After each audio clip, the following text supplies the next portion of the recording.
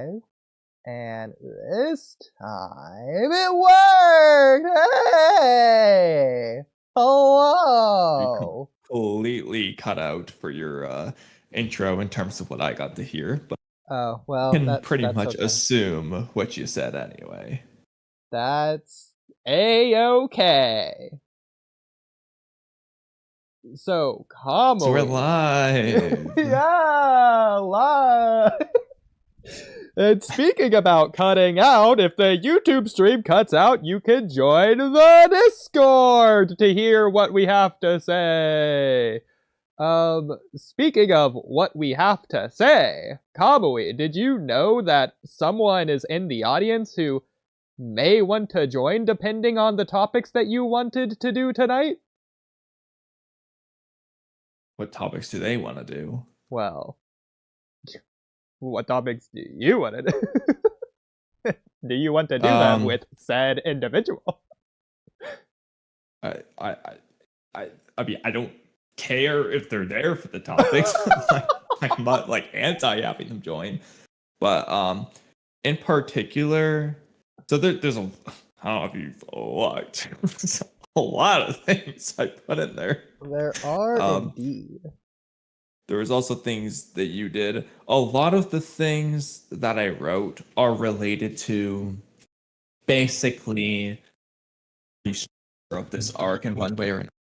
Another one I thought was interesting had to do with Mobushiki's prophecy. I'm very curious about your thoughts on that. Well. And then there's all the random stuff as well that we're not going to have time for everything, obviously. So redirect me of where to go. Well, first, I want to start with a goofy one, because I imagine you titled this stream about something about this chapter not making sense, right? I was going to, but because it's short, Speedrunning Boruto. I'll just do the next one, Boruto TBV Chapter 23 still is bad again for the next stream. Okay, well, we'll quickly go through a couple of shorter ones. So the first one's pretty silly. Search why did Damon... Okay, so I guess in Boruto topics. Why? Yes. Everything will just be in Boruto. Damon. We're just, I don't. Okay, so. Pretty stupid. You're cutting out.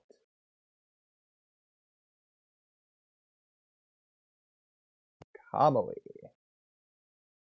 Hear that on the image. Well, I heard hear that. Am I cutting out for you? Probably, considering you said that earlier. No. Click on the image. Okay.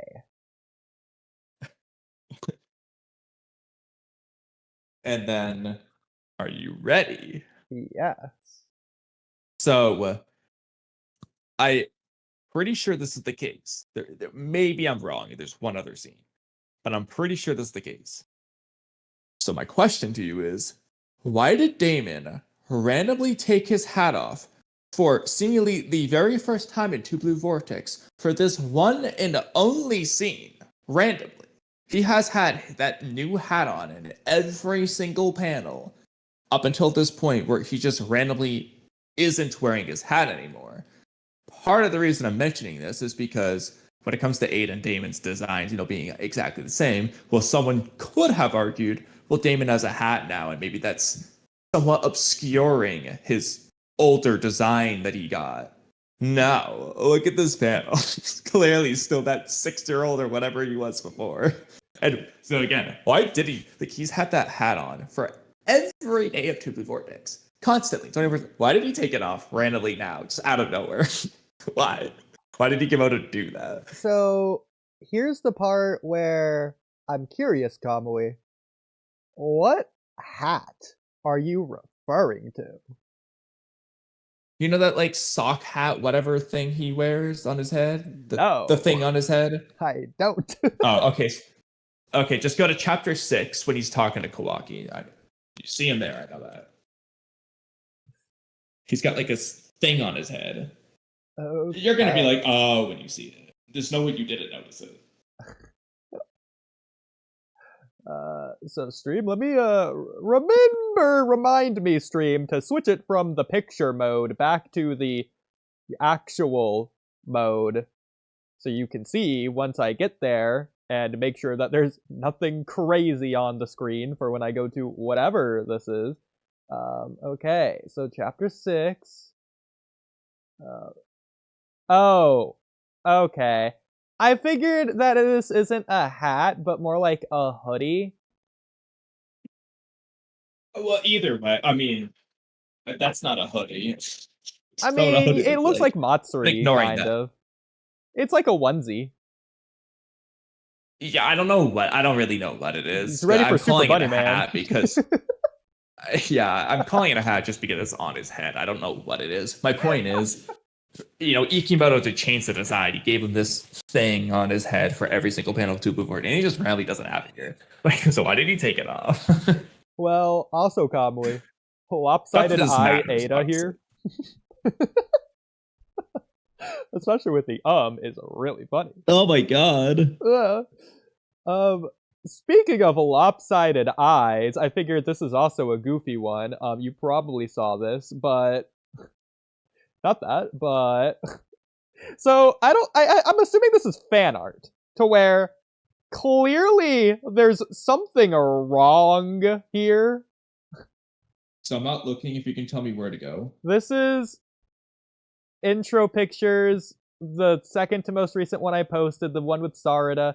So I was confused by this. I wanted to know what you were referring to in particular. So, okay, if you're able to look at my screen at any reasonable time from now, I'll just show you. If not, I guess I'll just post it, but just post it. Yeah. Okay. So one of her eyes is going like straight and the other eye is going like up.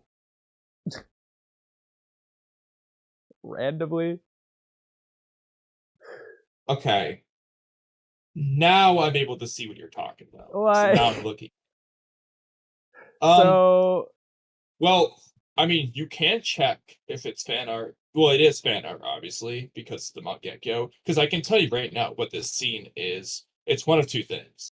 It's either a fan art of her Mangekyo awakening in chapter 80, or it's a edit of during the first Deepa fight in the foresty tree area with the Mangekyo put in her instead of her other eyes. It's one of those two. Well, I definitely want to see what it is, but it's so stupid. Well, I mean, you could check chapter 80, see if her eyes are lopsided, whatever there. And you could also look at the Deepa fight. The problem with the Deepa fight is finding the exact close-up frame because it might be borderline. Yeah. So I guess let me go check chapter. So I would check the chapter 80. That's a lot easier and quicker to find. Yes. So I'm doing that. And just scrolling down. But not too far. Okay. So we have the one image. Mangekyo Sharingan. And I think that's it, if I'm not mistaken. Yeah. It's just the singular one. So it's definitely not there. Which means So it's either a fan art that just did that, or it's from the Diva fight and they just edited the eyes themselves. And I could see the animators kind of just having that sort of thing. So that kind of makes sense. How do you think they messed it up that badly if it's just taking it from the Deepa fight? Because you would imagine they would keep, like, the outer ring and the middle ring the same and just remove the toe boys for the sun thing. So, but I'm thinking if it's the Deepa fight, it's either her eyes were her Sharingan deactivated because there is a close-up scene where she loses her Sharingan. So either that happened, and because that when their eyes are black, they're just bigger. So then they had to like make it themselves, and they just did it wrong. Or the animators just did that in the first place. It's just so goofy looking. I can't believe Free-Game took it for a thumbnail. Though, when you're watching the anime, you're probably not going to have noticed that detail because it's happening so fast. So that could have easily been the case. It could be a thing to where her eyes were moving, and then when it's a still frame, that's gonna look wrong, but like in motion, not necessarily. That's also possible. So Because another possibility is this was a close up of when her eyes are looking at Deepa's cubes. So if they're kind of moving around, it could have just ended up that way to where it looks fine in motion but looks weird as a still image. I could see that. okay. So if you look at the bottom of intro pictures, you can see Oh, that was funny. yeah, so it's definitely I might be exaggerating a little bit, but it's definitely pretty crazy how off it is or looks or whatever. Like why? But anyways. So did you want to go back to your Damon thing, or was it Potatoes are so funny. oh my god. Well, the Damon ones, I mean, pretty short and sweet. I mean, like, what do you think? Oh, why did you do that? Well, definitely don't think Ikimoto was thinking about it like that. Yeah, I agree. Okay, so now we move on to that one. It's gonna delete Actually, it. yeah, That no, I was think it funny, but- is just a hoodie because you can still see it on him. He's still wearing the same jacket or whatever. It's just he doesn't have his hoodie like pulled up above his head. Hmm.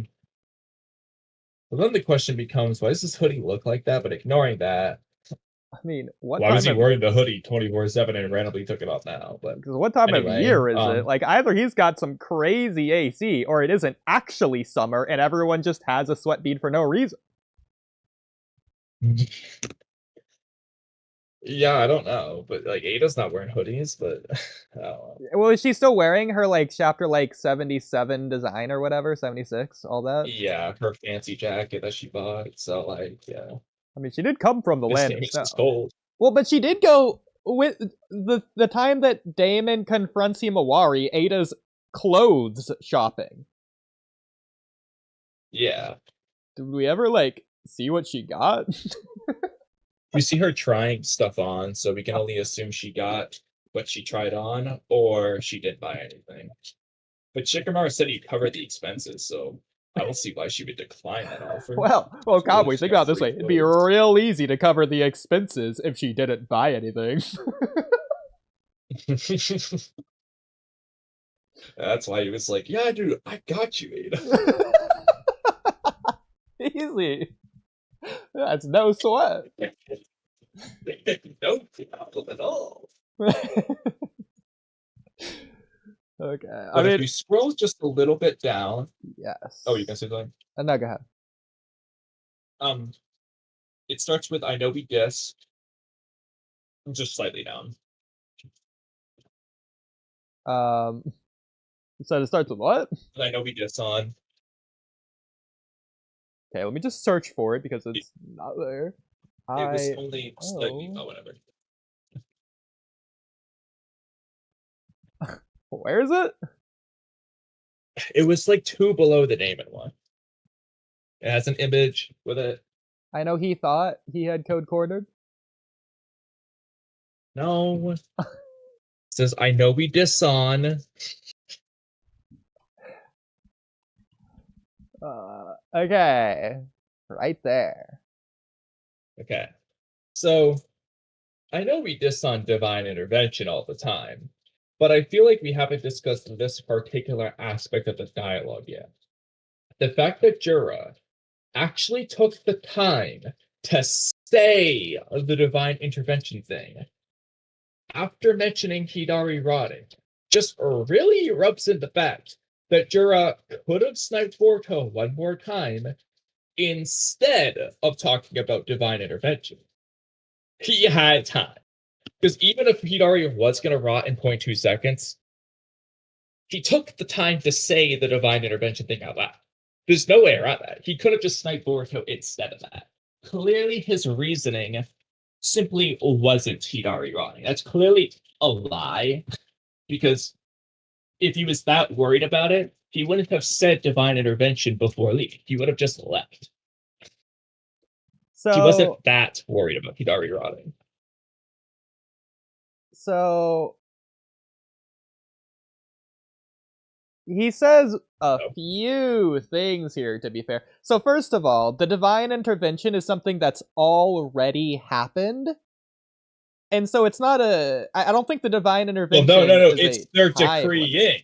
They're still decreeing. It's currently happening. So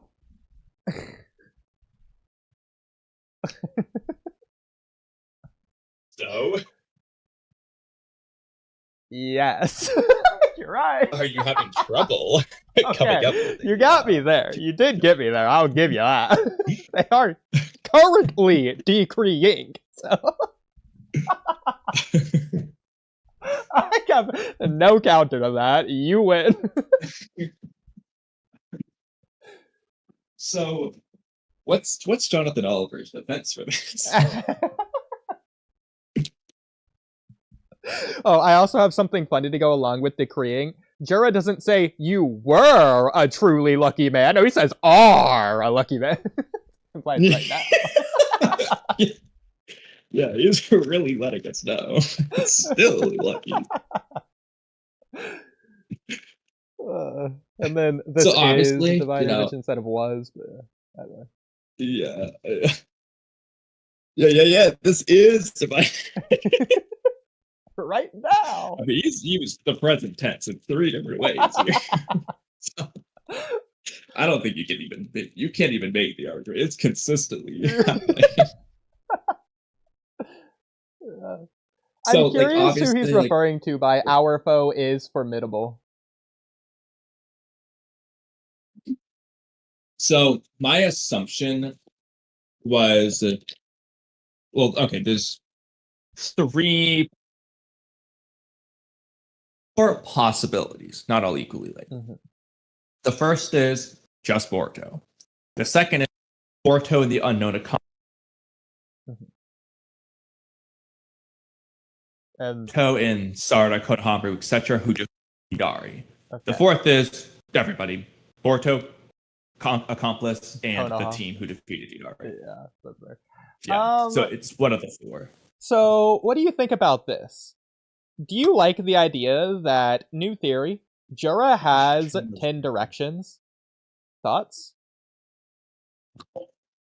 1 second. Okay.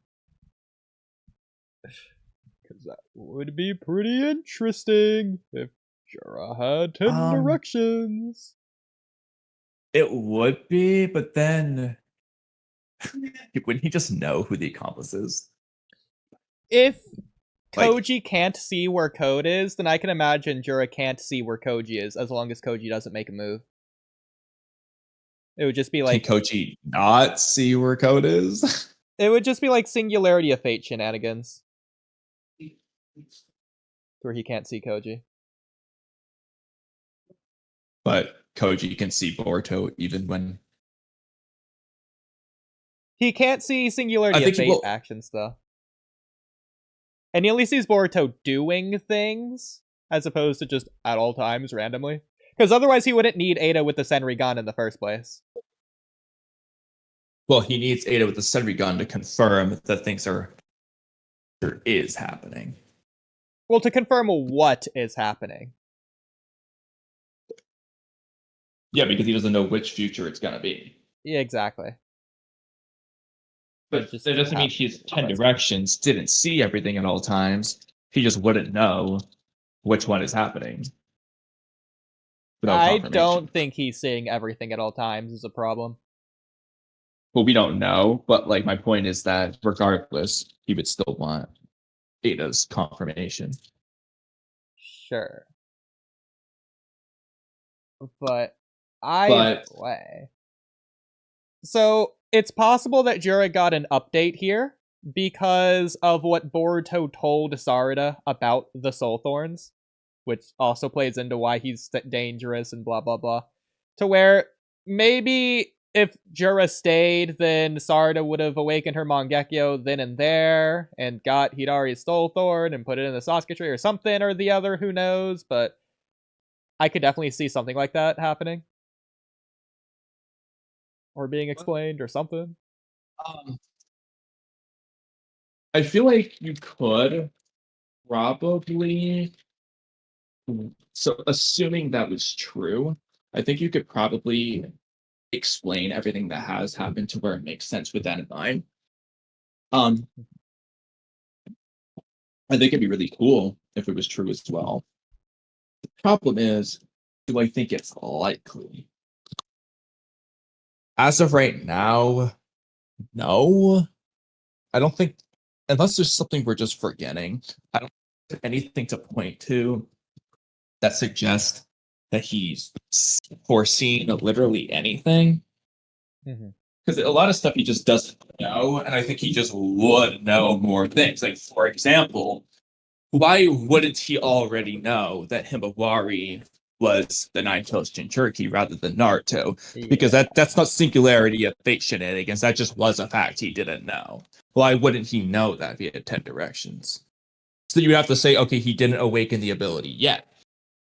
So did he awaken it like when Mamushi showed up and told him about the accomplice? Another That's a possibility. very weird time to awaken it. I agree. Another possibility is that his 10 directions is like blurry, like Gamamaru and all the other toads. Another one is that maybe he is seeing it, but he's not seeing Himawari. He's only seeing like Jura confronting the Nine-Tails. That is a weird, random possibility. Well, that didn't happen, so that just wouldn't be 10 directions then. Yeah, I mean, you get the idea. Yeah, I get what you're trying to say, but he doesn't have 10 directions. Yeah, maybe he just sees like maybe he has like a Byakugan hidden activated at the time, or he isn't seeing Himawari, but only someone with chakra points. That's who he fights. But then again, if he's foreseen the future and knows that Boruto didn't die there, so he's gonna leave. He's like, oh, I guess it's just not the future. I'm just gonna accept the fate, whatever. So then he comes around again. Does he see Boruto dying?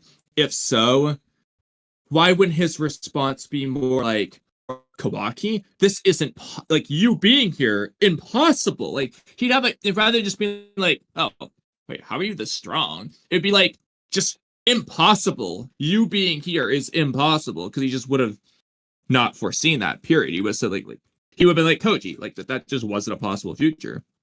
Like his reaction would be more along those lines. Well, we'll see more of their reactions next chapter. I agree, but I feel like, I mean, either way, from a writing standpoint, if he wants to save that revelation, I can see why he doesn't do it. But in universe, I feel like his reaction would be more along those lines in that case. I agree, but he has said some things which it totally fine the way it is, but you could point to 10 directions to be, oh, foreshadowing, that's cool. Like, for example, anytime he says, Boruto, you will die, it's only a matter of time. Yeah, like at the end of chapter, like, 5. Yeah. He said it last chapter, why did you come here knowing you're going to die, etc, etc.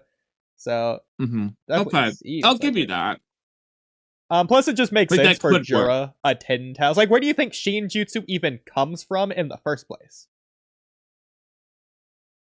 Well, regardless, what Jura is saying echoes at least Ishiki's mindset. We've done Momoshiki too. So that could either be a thing to where Ten-Tails and Suzuki, they just all think that way. It could be a thing to where he's getting it directly from Ishiki one way or another. That mindset, in one way or another, it just would make sense for Jura to have that philosophy, regardless. But I could totally see how if he had 10 directions, that would be subtle foreshadowing of it. So yeah. Real quick, do you think the Ten-Tails itself gets stronger from devouring a planet and reverting back to the Ten-Tails, or do you think it just reverts back to its previous form with its same level of power? I could see them writing it either way. Yeah. Because if it gets they stronger, could write it to where all the energy goes to the fruit. They could also write it to where, since the divine tree itself gets bigger, that would imply that some of the nutrients went to the growth of the seed into that bigger tree. The tree gets bigger, the tree grew, the seed grew. So then when it reverts to a seedling, if the entire tree reverts into a Ten-Tails or integrates with Kage or whatever, the entire tree does it, then I would say the Ten-Tails should get stronger. If it instead poops out a new seed and starts anew, then I'm going to say no. It should. Well, it might be stronger, but it also might be the same. So it kind of depends there. That could be interesting. Once the tree's done, it just dies and it just poops out a new seed, and it's a different 10 tails every single planet. That could be cool. And given that, like, in Momoshiki's dimension, there's just a tree there, that could be what's going on. Yeah, that's interesting. I never thought about it that way. Because this is important because, as we know, the Otsutsuki use the 10 tails and go planet to planet, devouring all life on the way. Well, they have to start by being stronger than the 10 tails by default. And I think it's fair to say for now that all 10 tails are probably relative minus nature energy of Earth. No, they don't.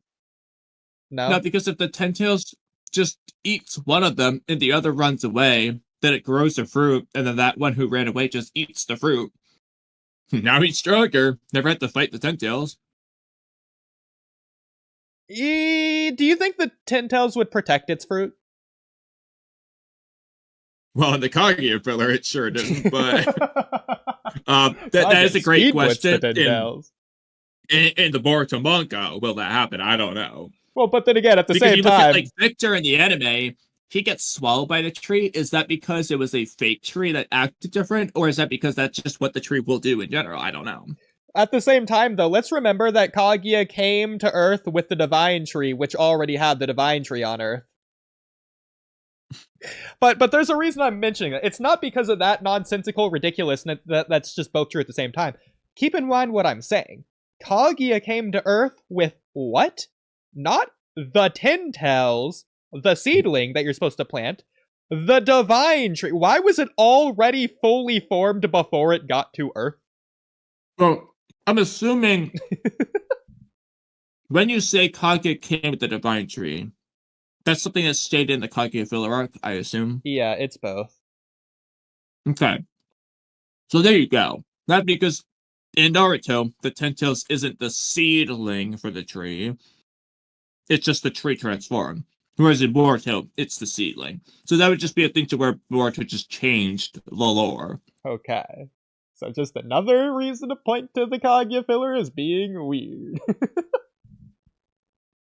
Well, in this case, yes, but you could also just argue the Boruto manga is being weird because it came out after and it just ignored that. Yeah. So, but it just depends on which you like. I do feel like the lore is implying, even though what you said, I completely agree. It's technically, it is possible. But that means that like half of the Otsutsukis would just have to, by default, be dead for that to even be a possibility. So I do think the lore is suggesting that the Otsutsukis, as a base, bare minimum default, start stronger than the 10 tails and or Divine Tree in order to control it in the first place, to take it planet to planet, etc., etc. So, especially since the 10 tails seemingly just wants to devour the Otsutsuki. I don't know if that's because of the history they have with Otsutsuki and it's just like a learned behavior, or if they want to do that from the get-go. Because it seems to really be going after the Otsutsuki more than the others. Is that because of history, or because they have divine or more chakra than everyone else, or how does that come about in the There's first a place? lot of possibilities there. Exactly. And again, I could see it being written in any of those ways. It just depends on which one. Yeah. I mean, I'll add. Do you think that they had karma from birth? Or do you think that's an ability that they gained later on? After devouring? Otsutsuki? Yeah. Do you think all Otsutsuki have karma from birth or no?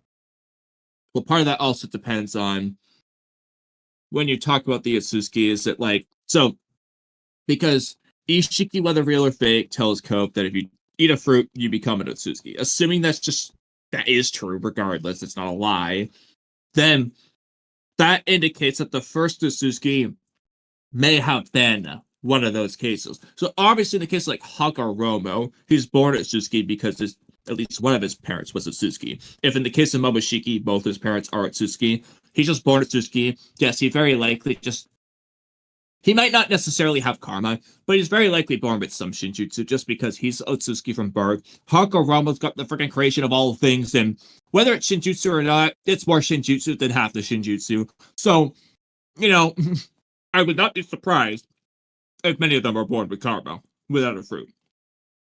It's also possible... Especially since in the lore... Yeah. Sorry. The sacrifice C, the sacrificed one, is supposed to resurrect with karma. So Yeah. if they didn't have karma, then they just, I guess, screw you to the first few of Suzuki. They just had to die until they got it enough with karma. But since that seems to be clan law anyways, it seems like that's from the get-go what you're supposed to do, aka they don't send out an Otsutsuki unless they have karma, at the very least, seemingly. Yeah, I mean, the problem though is then again, we just don't know, because you look at Kaguya, I mean, maybe she had karma, but she never used it. Now, granted, in her situation, I can see how it maybe wasn't the most applicable, because maybe she just wasn't planning on using it before Hakurama betrayed her. And then when he did, you know, the way that fight worked, she just couldn't put it on him or Hamura. She would just get sealed. Then she is getting sealed, and she can't move. She can't do karma. The only thing she can do is poop up Black Zetsu. So I can kind of see how that just might have just been the only option anyway. I mean, I feel like karma was just retconned in the first place, considering Ishiki. Momoshiki died. Oh, because you killed a god. Have karma. And it just apparently works 100% of the time, by the way. You know, the guy who died 2 massive Rasengans away from Boruto, whereas Ishiki, he needs to go up and grab Kawaki's wrist in order to implement karma. And then what happens? Ishiki dies right next to Kawaki. You know who didn't get a karma seal on him? Kawaki! Wow! Like, how does this make sense? How does this work? Yeah, so I mean, I have done an old video covering possible explanations, and there are reasonable explanation, but it is something that the story does need to address. It does. And, you know, I'm not saying it's too late, but they have gone a very long time without even touching on the subject, which makes me feel like at this point, again, they could do it at any time, and I would be okay with that. But given that it's this late, my expectation for them to do so is just dropping chapter by chapter. It gets less and less. It's already at like 10%. 20% will give it tops. 1 out of 5 chance. That's not very good. It only gets lower. Because what is the context? The only context I could see this actually being brought up in is, I guess, one of 3 possible things. Either some new revelation with Code's karma, a revelation about Boruto's karma that they then reveal, like with Momoshiki, and then contrast it with Ishiki, or if Ishiki returns, and when he returns, they get into that. There's only 3 possibilities. I would say the Code's white karma one's probably the least likely, because, well, and I won't say that, but like either way, those are all 3 things that can happen. But again, they could have easily just explained it when Ishiki died. Oh, the difference. They didn't. So the longer it drags out, the more it's like, okay, the less chances they have. Yeah, I mean, Kinshiki didn't. He might have a karma cell in a different dimension or planet or something, but he didn't. Arashiki, we hope he did, but as of now, it doesn't seem likely. Kaguya didn't. Again, she didn't die. She was sealed and then was dead at some random point afterwards. Who knows when. Well, she was dead from the seal. Yeah, but what I'm saying is that she was... the seal didn't kill her. She just died at some point later on.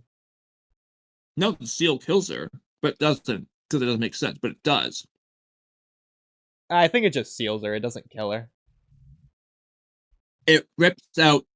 well, first of all, it drains her chakra. It's supposed to drain her chakra to absolute 0. For 1, should kill you. For 2, it rips out the 10 tails, and it rips out the ghetto statue from her, so she should die, but she's also connected to it weirdly with the rabbit thing. I don't know what's up with that. I get it. Like, it's weird. I don't know. The ghetto statue's also, like, freaking yelling at the same time, even though it's supposed to have no chakra. It doesn't make sense. The ghetto statue doesn't make sense. I mean, they're Otsutsuki. I think it's just different from humans anyways. I think it's just inconsistent. It doesn't make sense. Well, besides that, you definitely wouldn't need Shibaku Tensei if this was the case regardless. Well, the problem is, that's the thing, is that they want to steal the ghetto statue because, 1, didn't do it they just wouldn't want people getting their hands on it. 2, it's alive despite being dead. I mean, yes, but at the same time, that's not what sealing is in Naruto. Ripping something out is the opposite of sealing, if anything. Well, just like Baku Tensei does both. So, okay, It the funniest extracts and interpretation would be, it is sealing it into something. It's sealing it into the Chibaku Tensei. But no. We're not It's doing actually that. funny though. That rips out to get a statue from Kaguya just to steal it with her in the Jibaku Tensei. Why even have that stuff? So I'll be honest, and I think someone made a comment on this somewhere. I'm not gonna go find it right now, I don't think, but based on the manga, my new interpretation, regardless of what they say, I don't think they were fighting the Tintails. I think they were fighting Kaguya and the Tintails, just like the anime. And what Kaguya fused wasn't her body, but her chakra. Thoughts? Okay. So now I have 2 questions. Yeah, I got it right here, actually. How much chakra did she fuse with the Ten Tails? And well, okay, actually, okay. I like your idea a lot, actually. But my question is, how does she do it in a way to where Hagoromo just didn't remotely understand what happened? Because, like, Hagoromo didn't know that the Ten Tails, quote unquote, was Kaguya. Now, he doesn't have to see her fuse her chakra with the Ten Tails. But if the Ten Tails is actively helping Kaguya in the fight rather than attacking her, then it starts to put into question his thoughts, because he thought that the Ten Tails went on a rampage because Kaguya stole its fruit and he wanted it back. In which case, it should probably be like either attacking Kaguya or attacking everyone indiscriminately. But if it's actively just side by side where they're ganging up on Hagoromo and Hamura, there's no way he can't realize that, okay, there's something more going on here. I mean, I don't know, because no matter what, it doesn't make sense. This is just the best way that I can see it playing out. I mean, I like your idea. Absolutely. Yeah. So, it's at least that. I can't find the comment. The closest thing I can find is still at least Kaguya related. It was, this one, I think. Yeah. In the manga, Hagoromo stayed for the crimes that Mother left behind, which perhaps implies that he thought Kaguya went somewhere and left her crimes, Shinju and the Earth, behind. I think he meant Tintails, not Shinju. Well, Divine Tree. But yeah, anyway, Hagoromo already knew that his mom was probably an alien, so I think he just naturally assumed she went somewhere far and never returned.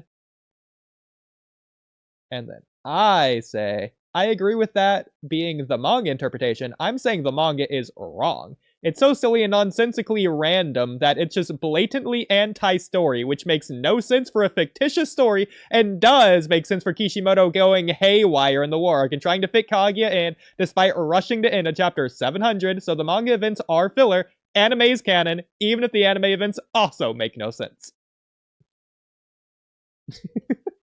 They all have their problems. Yeah. It's just... But the manga has the worst story. I will admit, since we're talking about it, this makes me want to address some of the rewrite stuff. But we have to pick and choose them, because we're either going to have to get into that. You wrote something that bounces off of something I wrote a long time ago. Or we could get into some of my Boruto stuff that I also want to do. So, you know, Boruto, this year here, keep in mind, I at least don't have long. Got like 30 minutes. I keep rounding out. This is the problem with me. Yeah, you do. Would you rather talk about Naruto rewrites or Boruto things? In either case, it's going to be one long topic, probably. Can you guys hear me? Yes. Sorry. Yes. Okay. The real question is, did you hear me? I did. I thought my mic was on. Honestly, Naruto Well, rewrites. okay. I don't think I want to hear any rewrites. I don't know. Oh, well, that was Wait, the maybe I just- opposite. Okay. Wait, I don't know. well, hold on. You just gave us some massively conflicting responses.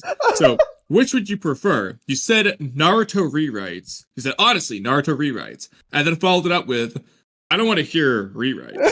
So, Sorry. which do Okay, you want to talk how about about again? Let's just talk about Boruto rewrites. Okay. Wow. Well, that. Okay. Interesting. That. I don't. I mean, there might be some in here, but at least. Okay. The whole things that I Immortal- wrote weren't rewrites. Immortal, would you consider Otsutsuki rewrites to be Boruto rewrites? I think so. Okay, Kamui, let's do your Kaguya thing or whatever you have. Okay. Do you want to share your screen, or So, do you want me to keep sharing my screen, or uh, I stopped sharing it so you could share yours? I'll share, and hopefully it'll be long enough to where when I go back upstairs for a minute, Okay. won't be a problem. After, I don't know where this is, but real quick. So you wrote this stuff here. I was gonna do that with because I was bouncing off of what you wrote in Naruto topics for BlueStar. We could go over it if you want, but Well, then we could save all of it, because what I was gonna say is a lot of what you wrote is heavily related to. I thought he was about to say reliant. Because this is what I said. Yeah. I gave two options. Theoretical rewrite for those who unapologetically hate Kaguya but want to keep a similar shinobi history theme. There just is relation to the things you wrote. And one of the Yeah. things we wrote is actually very similar to something I wrote here. So I thought it would make sense to do these together. So if you're going to wait for BlueStar, then we'll just wait for BlueStar. We could just for do all it of again that. if we wanted, but either way. This is a long one, to be fair. So, do you want to do this? You know, Abort, I don't think rewrites is the best thing. Okay. You know, Immortal, though, all right, how about this? Where did I write it? I do want to do this. Okay. So, Immortal, I'm sure you've heard us complain about Boruto's prophecy before. Am I correct in saying that? Sorry about Immortal? that. You were so I right, think he so, didn't yeah. even need to answer you. It just goes without Okay. saying. So I have it on my screen. I'm gonna start walking away and reading from my phone in a second as I switch everything up as I go get my potato. But 1 second. Okay. I mean, I could start if you need me to. Well, okay. That would be an option, but it's okay. Oh, Kamui. We'll mix match. Sometimes I wish I could just be a drone recording Kamui during stream just to see the nonsense he does. Going back and forth. 82 million different ways. Where is this on my phone? Okay, no. If it makes you feel better, it's 7 Where did I 9 write at this? 5:53 p.m. 5:53 p.m. Okay. Okay, found it. So the one above it doesn't need to be shown. It's really, because I can just tell you. So the segue, the inspiration was like, I was just thinking about Boruto prophecy things, and I was curious what people online, like on Reddit and stuff, thought about the whole Blue Eyes prophecy. I was like, I haven't ever done this. I've mostly just looked at what we thought. And I was like, I'm curious. What are people saying, at least nowadays? And the first thing I noticed is, it was really funny when somebody just mentioned, this is like from an old video, but I was saying, possible interpretation of the blue eyes is that it's just a symbolic thing representing like Boruto's naivety, basically, because that's a thing. I don't want to say like what am I mythological, but it's kind of like a mythological thing that just represents that. It's just like a thing. But anyway, the YouTuber Kamui did a video about this. That's really funny. Just randomly, this from years ago. I was like, oh, no way. That was funny. And then as I was looking at things, I don't remember word for word what the person said, but someone mentioned. So basically, I took this and expanded on it with a lot of paragraphs, but somebody mentioned the idea that, like, Boruto's blue eyes, mainly because of the whole Sarada. I'm assuming this is why they said this, because the whole Sarada, your eyes are even bluer than Lord Seven's thing. So basically saying, in a way, Boruto's blue eyes can kind of just be like a I'm kind of putting my own words into what they said because I don't remember what they said. But long story short, I don't know who the Redditor was. I don't have the link anymore, but someone said something that inspired everything I'm about to say. So, okay. Momoshiki's prophecy. As I confirmed with Oodie, even in like chapter 67 and 75, Ikimoto didn't change the literal prophecy. It still says Sono, as in those blue eyes that I'm looking at right now, talking to you and 5 feet away from me. It's Boruto's blue eyes talking about. So I thought, okay, let's give the prophecy the benefit of the doubt and come up with an explanation that could arguably work well for both Kodachi's dialogue and Ikimoto's. So chances are this isn't what Kodachi had in mind necessarily specifically, but it wouldn't necessarily retcon things. So, as we all know, Boruto and Naruto are both characterized by their blue eyes. They have the blue-eyed boy prophecy with the tail beast and the anime, at least, of Naruto. And then these blue eyes thing was made a pretty big point in the Momoshiki arc that they both have blue eyes. Real quick, I'll also add, because I just thought about this, technically in the time slip arc, it's not like emphasized in the story, but clearly the anime production staff is making a big deal about Naruto's blue eyes in that arc, especially when he's talking to Boruto at night at the end of that one episode that was really sad. He's like, you don't hate your dad, do you? And Boruto's like, no. And then you just see Naruto just like holding his face with his hands or whatever. You just see in his blue eyes as they're extra blue. Yes. But anyway. Yeah, a lot with that. Oh, I kind of want the best. Okay, there's two ways I can do this. One is where I just say everything and then get your thoughts. The other is I ask you your thoughts as we go along. Which would you prefer to do? Ask my thoughts as we go along. With that in mind, do little by little. So, what if the prophecy wasn't about Boruto doing anything, but rather about Boruto's existence as Naruto's son? In other words, Momoshiki's prophecy could have been spoken more literally as, beware, the fact that you are Naruto's son will one day take everything from you. Instead of like his cryptic version about the blue eyes. So stopping right there. Just thoughts on that without elaboration.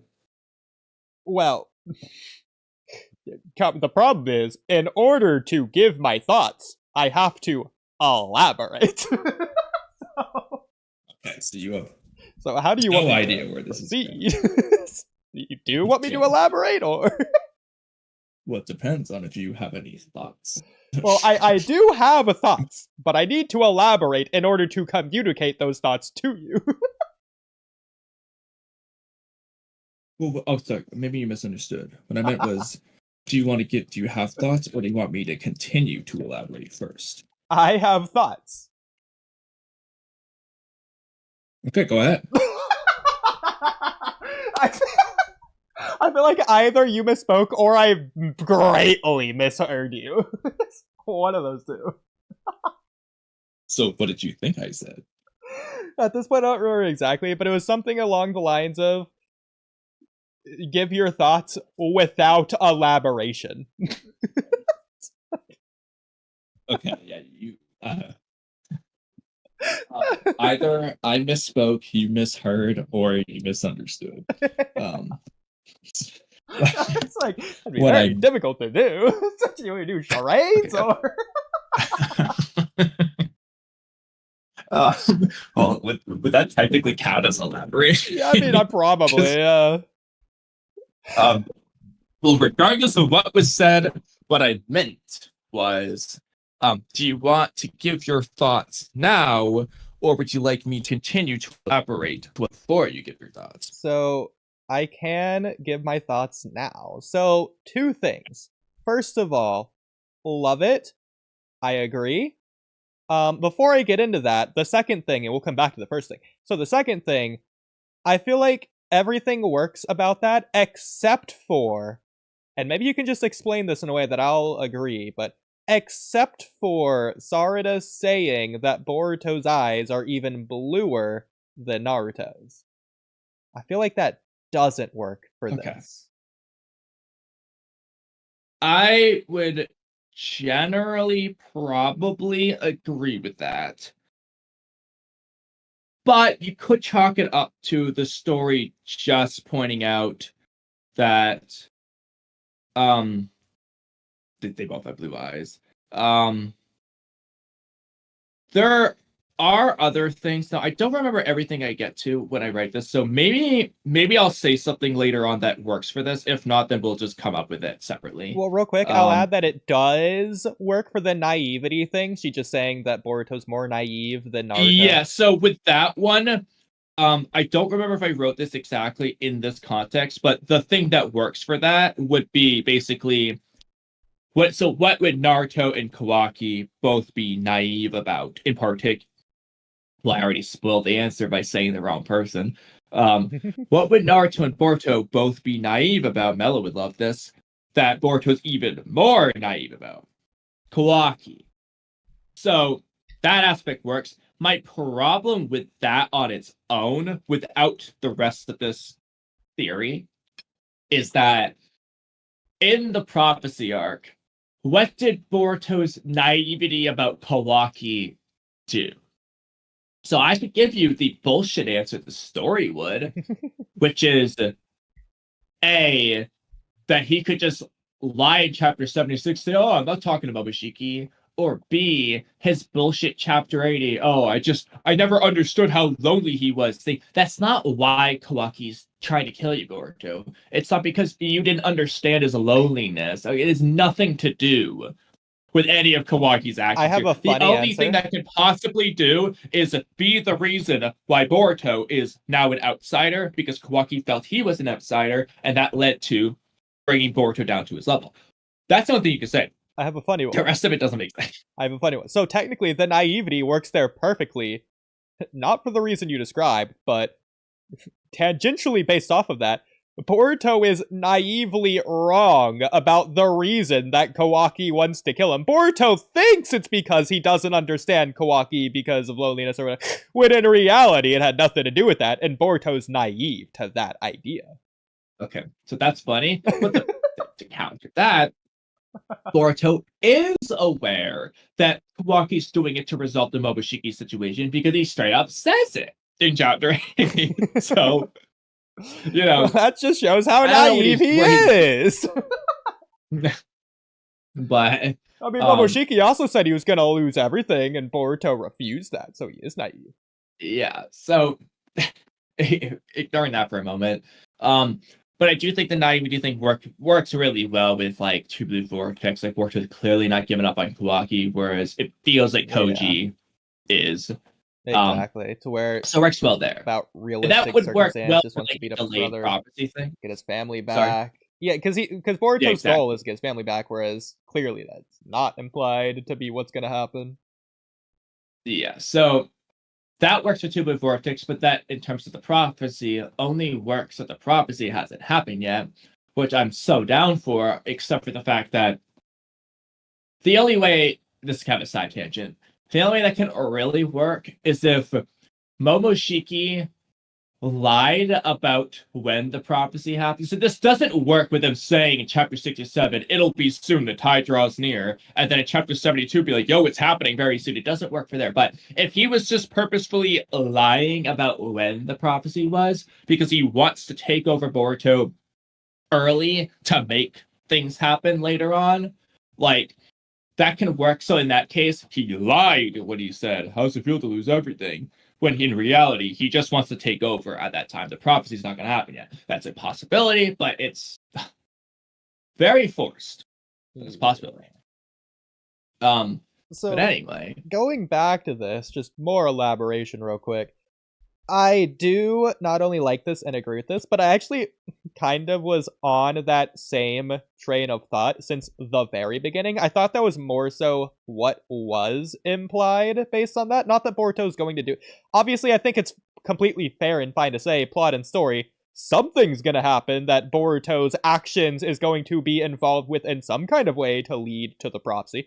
But I didn't think it's gonna be, oh, Boruto's going to press this button and lose everything because of an action that he, specifically him, chose to do, specifically, physically, literally. look, it could also be what he failed to do as well.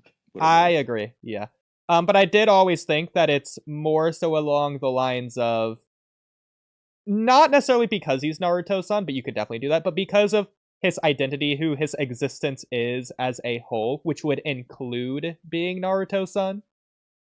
But especially like in this age of Shinobi, where Himawari doesn't know who she wants to be, Boruto doesn't want to ride Lord Seven's coattails. The entire first 60-something episodes of Boruto is all about Boruto not being like Naruto, and the movie's similarly about an idea like that as well.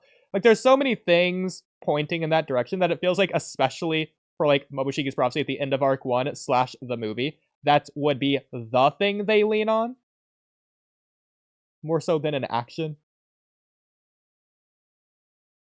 Well, in this case, it's going to be a little bit more specifically being Naruto's son, rather than like trying to avoid the coattails of Naruto and so on.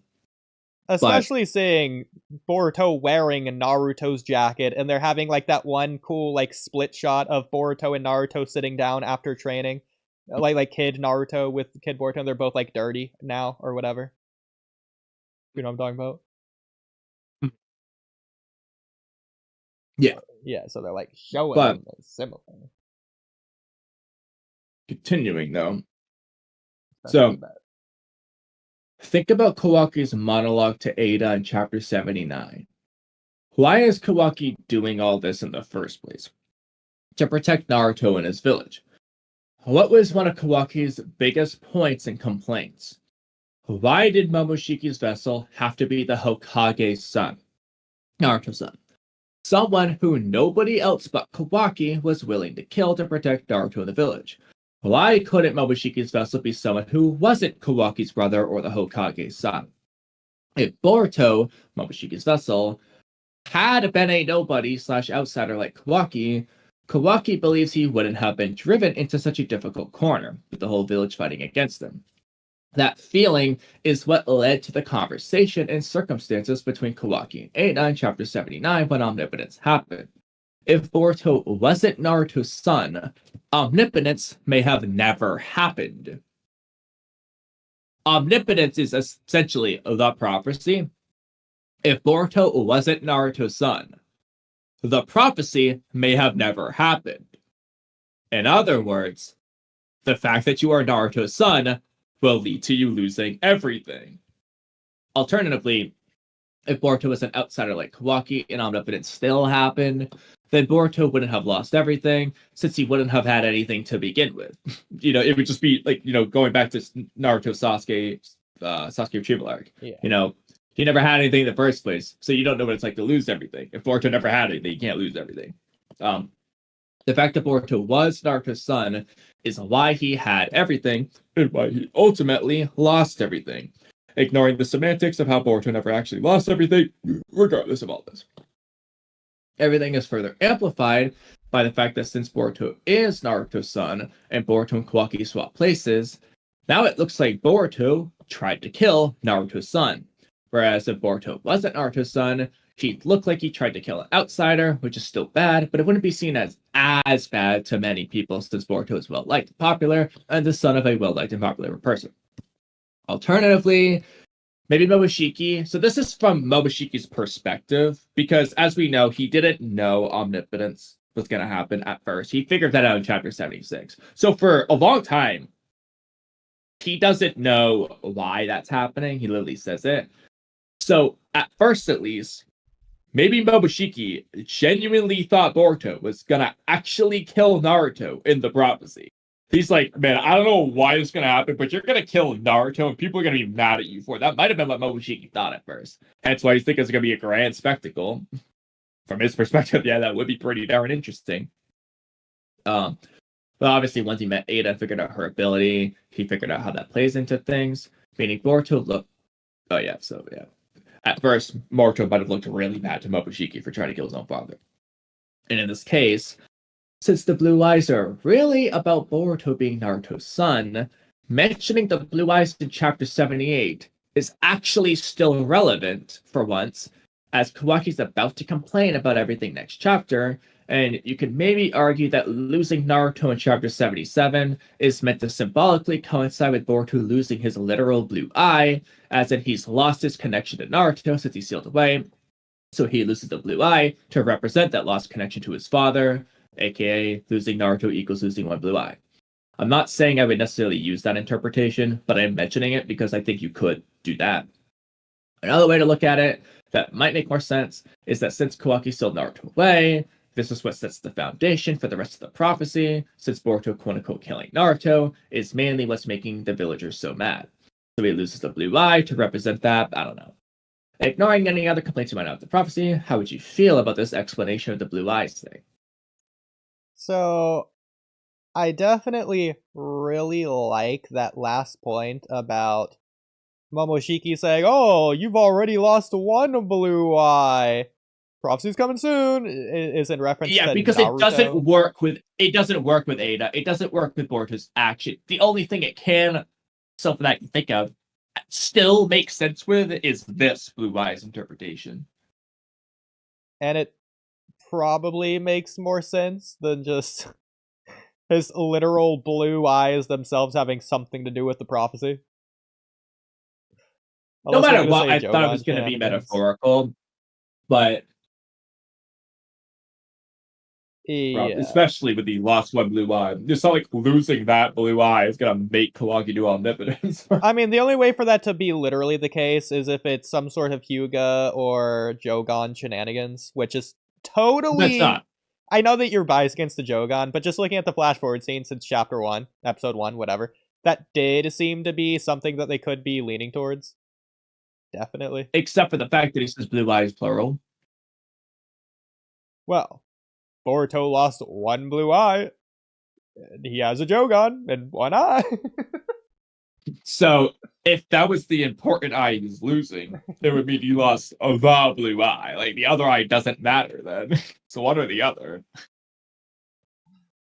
But I still don't know It's why very he has unlikely. that. I won't say it's impossible, but it's like 0.1% chance that Momoshiki was specifically referring to the collective duo of the Jogan and his regular other blue eye. Specifically, the collective duo, and not just the Jogan or just the regular blue eyes.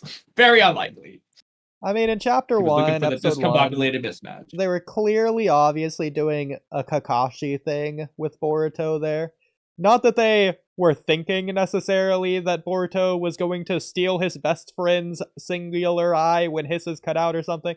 But I figured that Boruto getting the scar and him getting the Jogan might be connected, but even more likely in my head, they were going to be disconnected since I didn't think he was going to get it from someone else, but rather it was going to be his eye since he had it in episode 1 as well.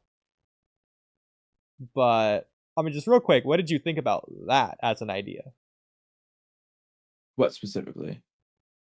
Did you think, and when you first watched episode 1 of Boruto, did you think that Boruto, in the flash forward scene, his Jogan being there was going to be related to the reason he got the scar, and or was it going to be his Jogan? Was it going to be someone else's eye? How does he get the Jogan and or the scar from like your episode 1 interpretation? Well, to be honest, I don't think I really theorized / interpreted the Jogan until Toneri dialogue in the first place. Well, remember that in episode 1, we episodes. see that Boruto has the Jogan in the actual episode, not the flash forward scene. Because I know. Okay. You're talking about the New Age stuff. Yeah. So I would have. So to be honest, though, again, I mostly thought about it in context with Toneri's dialogue. Is when I really started thinking about it, which gave me an answer that, especially with that answer in mind, I just don't like the idea that someone sees the Jogan, scars his eye, and it doesn't work. Doesn't stop the Jogan from working. I don't like that. Whereas the alternative is somebody scars his eye and he'll awakens the Jogan at some point. They just scar his eye. And he can only see when he has the Jogan activated because, as Toneri says, your eye is the eye that will guard you to the light that dispels darkness. Symbolically, it's turning his blind eye into a seeable eye when he has the Jogan out. So it works there. But again, if he has the Jogan and then they scar it so it's blind, you could still do the whole light guarding darkness, whatever thing. But like, just adding in they tried to scar the eye and it didn't work aspect. And I just don't like that. But to be fair, either way, that's just canonically is there. I mean, he's not trying to like remove the Jogan or anything, but like you get the idea. He's still scarred Boruto's eye, and it didn't work. Yeah, but he wasn't even trying to slash Boruto's eye. He was trying to kill Sarada, and Boruto just jumped to the way and it hit his eye. Yeah, I know. It was an accident. Well, I don't think he accidentally hit Boruto. I think he was aiming for Sarada. Boruto got in the way. It's not that it was unexpected to Kawaki. Kawaki probably saw Boruto moving to do that. He was just trying to hit anyways, because if he hits, he's gonna hit either Sarada or Boruto. Yeah, I don't think he stopped the swing. But what I meant was he wasn't trying to hit his eye. I agree with that. I mean, he could have just aimed for the neck if he really was being smart there, but whatever. He could have noticed Boruto running and just redirected his attack. I mean, Boruto could have just been not dumb and blocked it with his face, but you live and you learn, I guess. I know, like, what was it? Like, you gotta think about, like, how that would work. He was, like, he jumped sideways. Bro, so stupid. I think he was trying to block his eye. I know. So dumb. It was the most forced scar scene I've ever seen. I don't know why they didn't just do the Kakashi version where Kawaki's just gonna slice up at some point in their skirmish. He's gonna slice up and slice it. Stupid. So back to this though. So I like the idea. I completely agree that one of Kawaki's main complaints is that Boruto happens to be Naruto's son. Nobody else is willing to kill him because he's Naruto's son. Kawaki's the only one willing to do it. You know, to do what? To kill the Hokage's what? Son! You know, the thing that Boruto's been, like, against since episode chapter 1? That thing? Yeah, so since Boruto is that, regardless of how much he doesn't want to be it at some points in the story, it is the case, and Kawaki knows it, and everyone else knows it, and that's a big thing. But I don't think... So, obviously, the prophecy and the omnipotence are, like, 1 and 1. I think that Boruto should have his own actions / reason, and Kawaki should have his own actions and reason, and they can be connected, but they can also be disconnected. And I think that's the best way to do that, to where Boruto being Naruto's son has nothing to do with Boruto's blue eyes or him losing everything from Boruto's perspective, only from Kawaki's perspective. And Momoshiki needed both puzzle pieces, both Kawaki and Boruto, to complete the prophecy the way it was meant to be in the first place.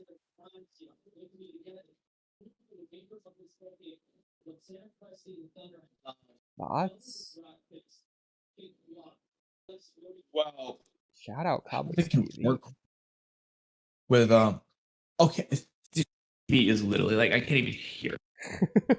I can. Your point. Yeah. So if you're hearing it there, okay, it's absurd. Okay. TV is voices.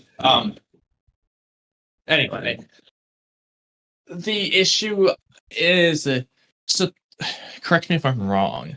Are you basically saying in Moboshiki's prophecy, the blue eyes essentially mean two different things? they both mean Boruto's Naruto's son and mean Boruto's action or lack thereof or whatever. Like, are you saying that? So, getting away from the blue eyes. So I think Kawaki should have, he's the other half of omnipotence, the other half of the prophecy. I think that Kawaki's reasons, as it is already, it should have nothing to do with Boruto's blue eyes, regardless of the interpretation. It should be separate from any interpretation of the blue eyes in the first place. Well, okay, so there's like two different parts of the prophecy / omnipotence. There's the blue eye aspect and then the Kawaki aspect. You need both of them. But Momoshiki's prophecy isn't Kawaki. It's just the blue eyes will take everything from you. Yeah, but the prophecy's already you will lose everything, and it's not saying anything about Kawaki, who does gain everything at the exact same time for the exact same prophecy. Like, it's only focused on Boruto's side / aspect of it in the first place, even though it was always meant to be both.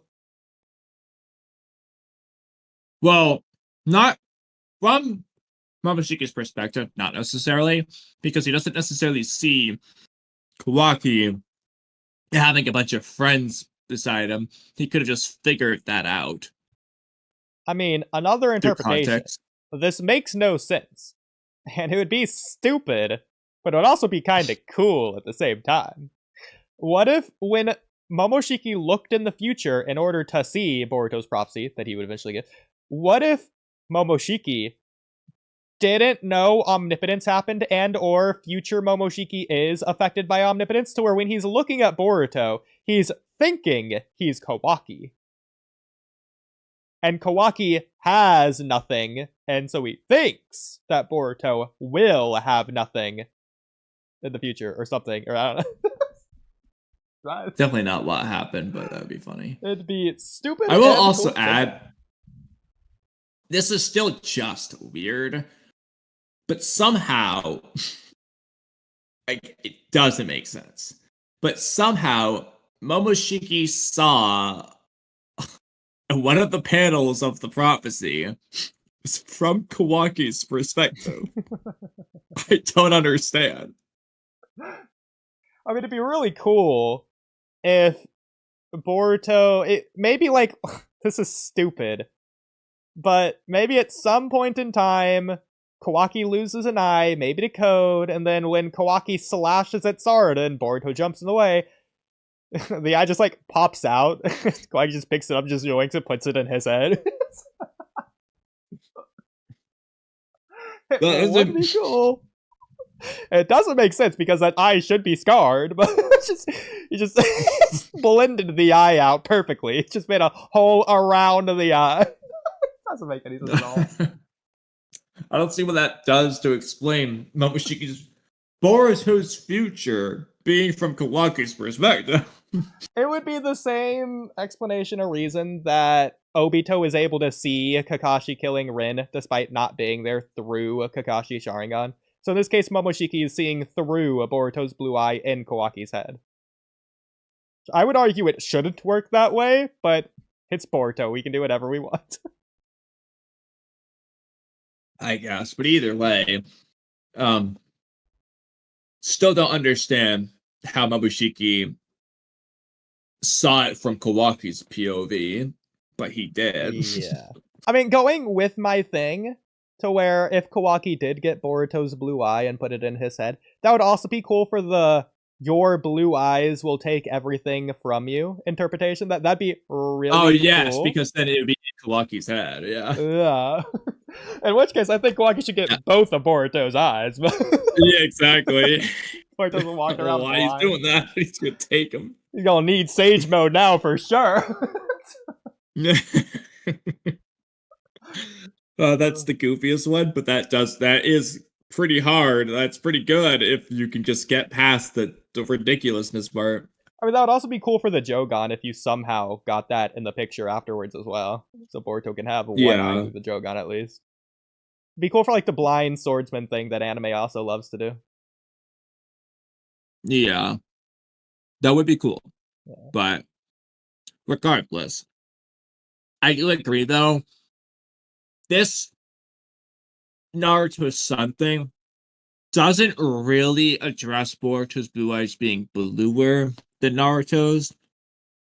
You would have to either just say sort of red herring / sort of just blue eye reference. That is technically the Boruto story's first time mentioning Lord Seventh having blue eyes, I think. They might have mentioned it earlier, but I think when they might have mentioned it earlier in the tuning exams, it's just Sarada saying the same thing. Yeah. His eyes are bluer than Lord Seventh. No, Oh, yeah, and also, it'd be really funny. She says they might even be bluer, and then she later Yeah. confirms they are, or something like that. It'd be funny if she looked at Naruto and was like, "Wow, his eyes are even less blue than Boruto's."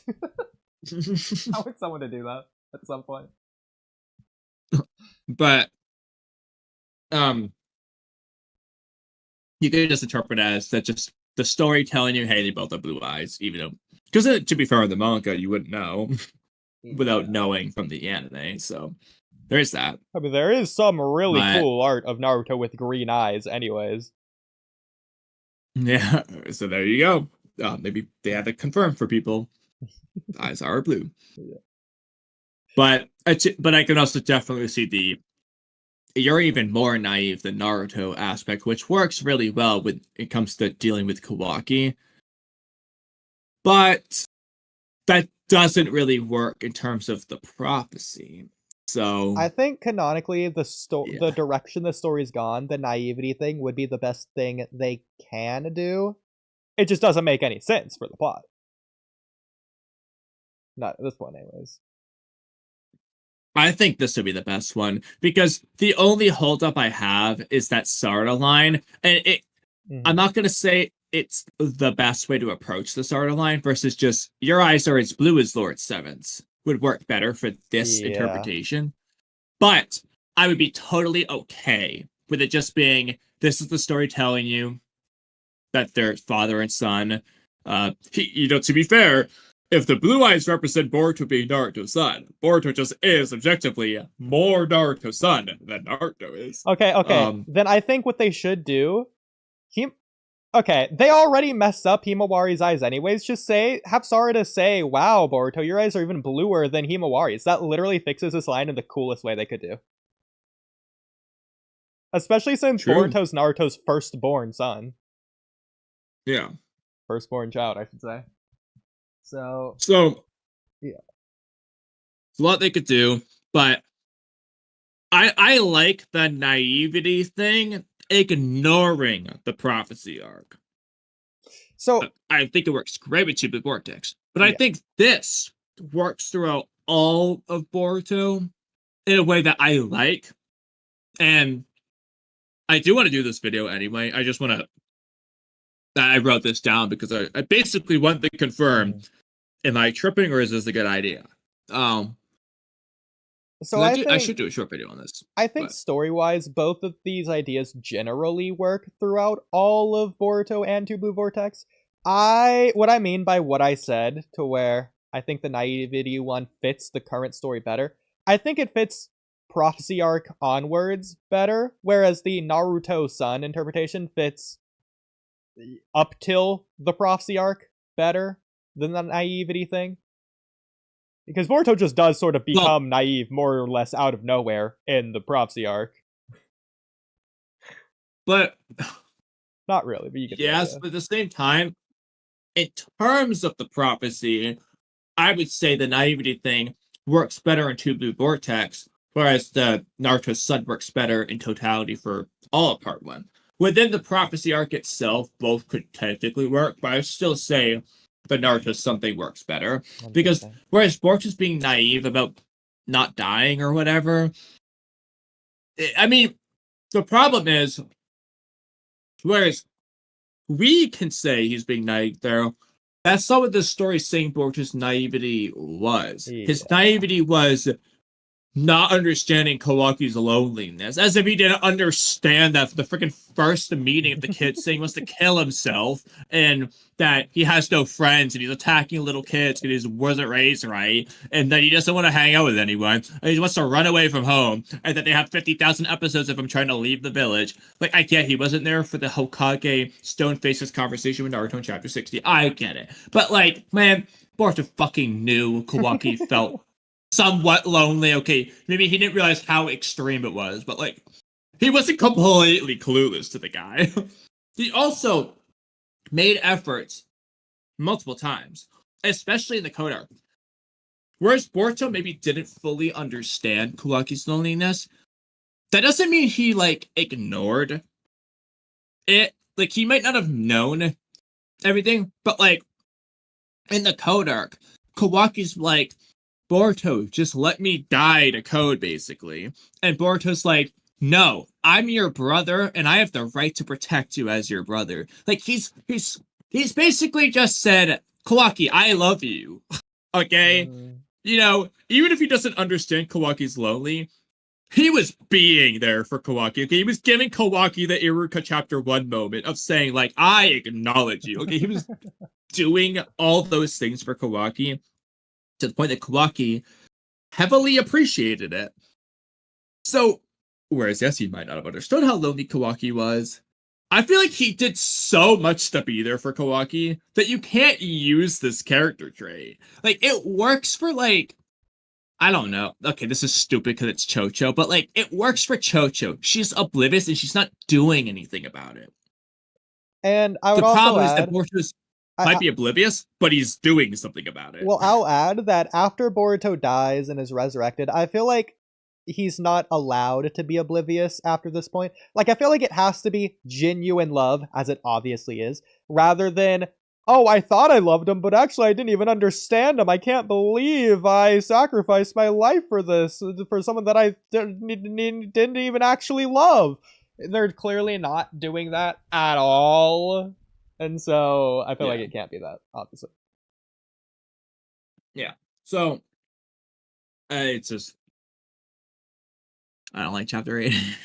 So, in Two Blue Vortex, whereas Boruto is being naive about Kawaki, to be fair, we are just headcanoning that, even though I think it's probably what's being implied. The story is constantly telling you in Two Blue Vortex what the but what omnipotence itself even is in the first place. Hey, Kawaki!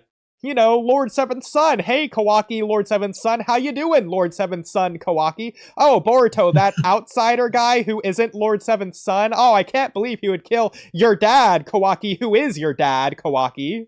Your dad. Crazy, huh?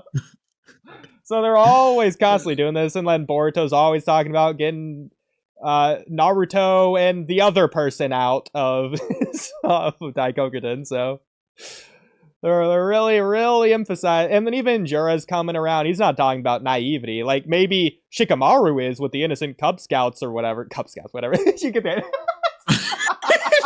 That's the best one. Okay, we're switching to that from now on. We're going to say Cub Scouts from now on. That's the funniest.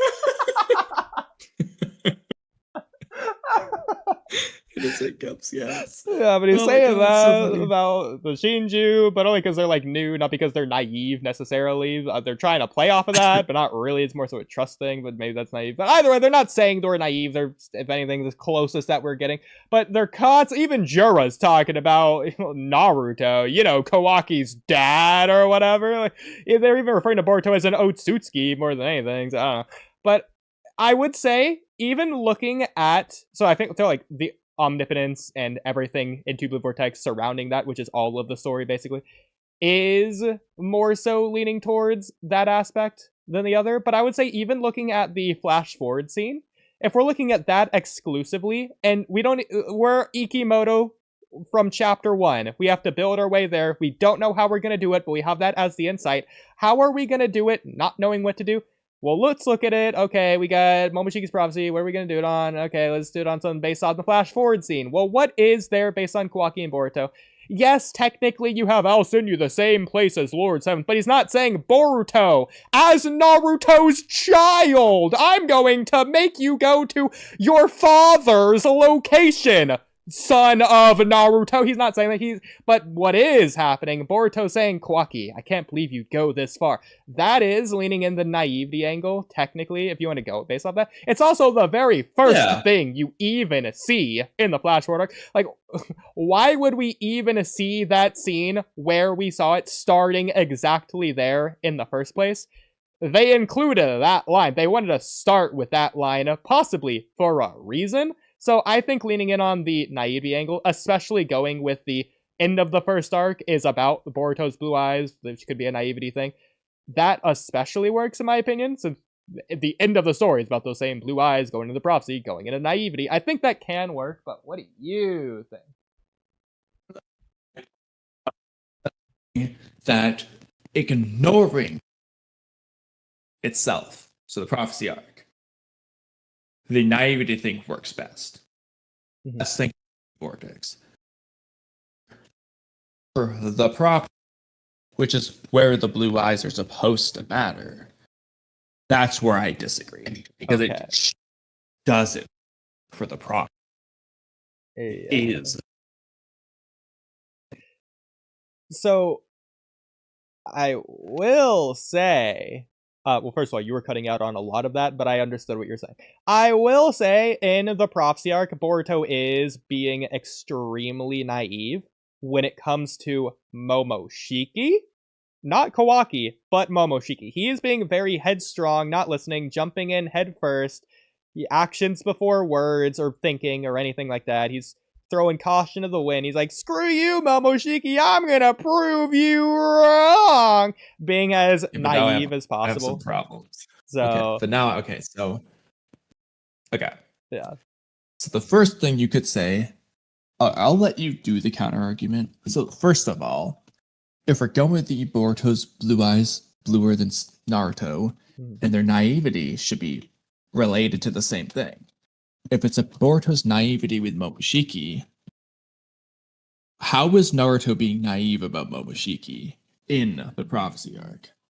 I have an answer, but I want to hear yours first before I get into the actual bigger thing. Well, I'm not sure what you mean there, unless you mean the obvious of Momoshiki's telling him the prophecy is going to come soon, and Boruto saying, no, it's not.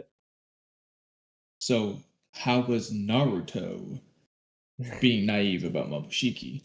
Because they should be naive about the same thing, so that Boruto being bluer than Naruto. It doesn't have to be about the same thing, I don't think, as long as it's just in reference to naivety, so Boruto's more naive than Naruto. Okay. I'll let you do that. The other answer you could have given that I would have accepted is just that Naruto doesn't want Boruto to die either, and that's what leads Naruto to being sealed away. Okay. Well, I was thinking in terms of Kid Naruto, aka Naruto's story in comparison to Boruto's story, which is also a Chapter 1 thing they love playing with. The problem with that is Boruto's not being more naive than Naruto was in the Naruto story. He's not. Yeah. You could say that's up to interpretation. I don't know. What is naive in Naruto then, if we're gonna say that? Yeah, I agree.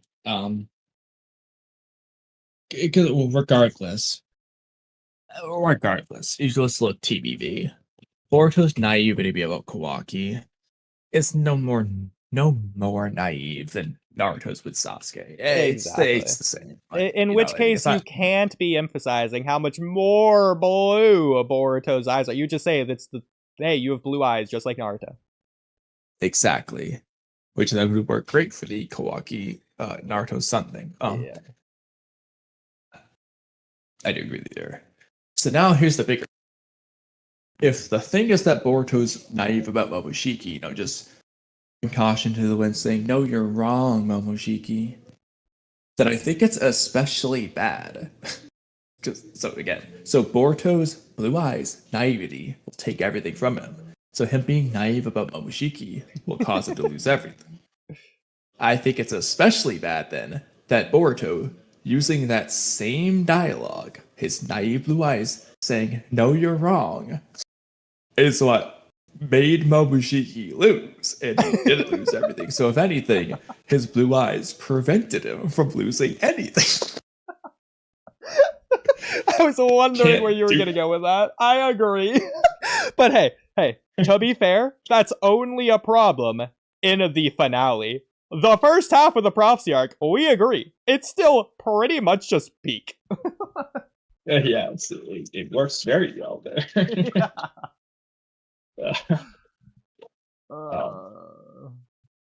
Okay. As of right now, like again, for the prophecy, as of right now, I still think the best answer has been Boruto's Naruto-san. The bluer than Lore 7th thing is a little bit weird with that.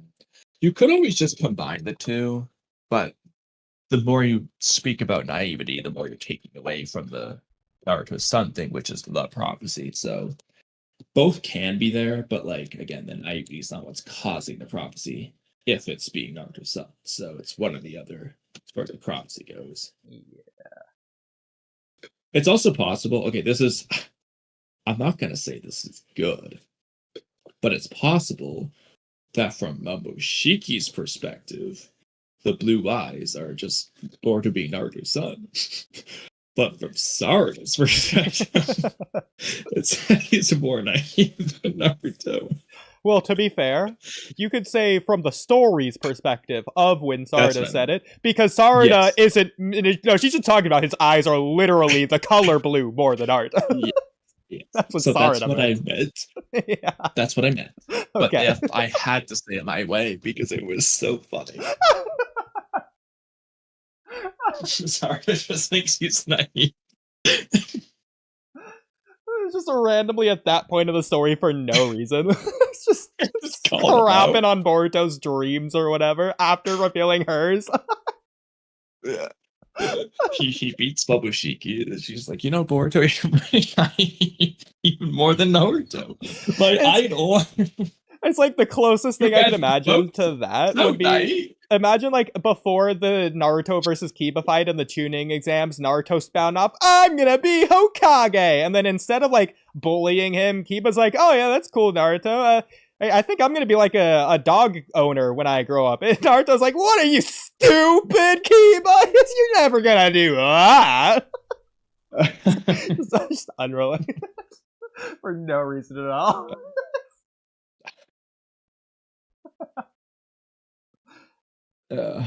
Okay. Well, Kamui, I do want to remind you of the time. Just in case you forgot. Okay. So just reminded I was about to say things in reference to that. Okay. I am at a very difficult position. I can make this easy for you. I should just eat these strawberries and go to bed. But so I realize what I want to do is definitely a big undertaking. Oh no. The longest, because it's pretty much all of the other topics. All these paragraphs are all related to the same thing, which is ultimately the arc structure. I want to cover all of it really badly. Boy. Well, how much of my input do you think is going to be with all of the rest of it? Well, it might depend on the order. Because so weird. So again, I wrote some of these things as I thought to write them, but not all of them necessarily have to be in order. Some of them don't make sense in order. I feel like this would be good to do another time, but if you want to, we can. The first thing I wrote is, who is the protagonist, antagonist, villain, etc. of this arc and how that influences things? We could, both answer, or could just go through all the shit I wrote, which is about that, in which case you would just probably just agree. Like, Okay, which you're okay. not really inputting at that point. So, okay, But, like- since you already have your answer, I guess I'll give mine. So, Boruto's the protagonist, Momoshiki's the antagonist, and Kawaki's the villain. You say etc. Did you have other specific roles that you wrote down in mind? Oh, okay. I meant of the current Sand Mission arc, not the property arc. Well, it sounds like this is a completely unrelated topic. We could do this another time. We could. This will take a long time. So, Kamui, I have a resolve problem- for you. It's entirely the amount in which I want to do it is the issue. Okay, Kamui, is your want to do it greater than your want to go to bed an hour earlier?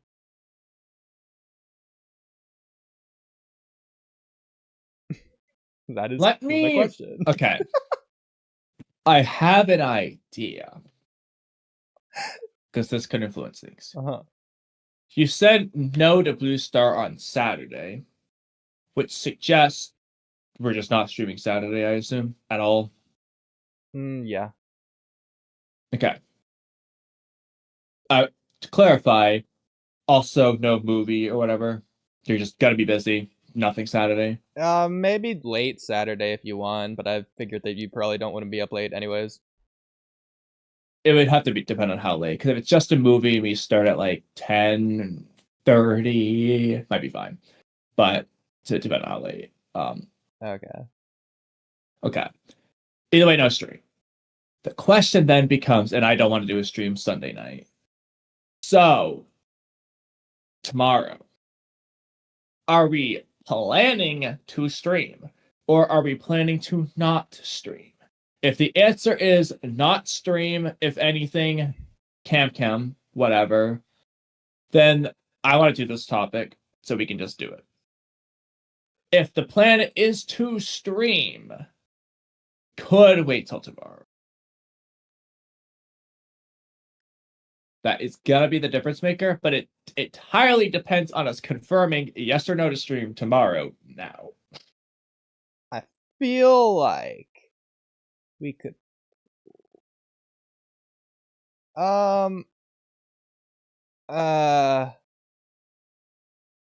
we might not be able to stream tomorrow.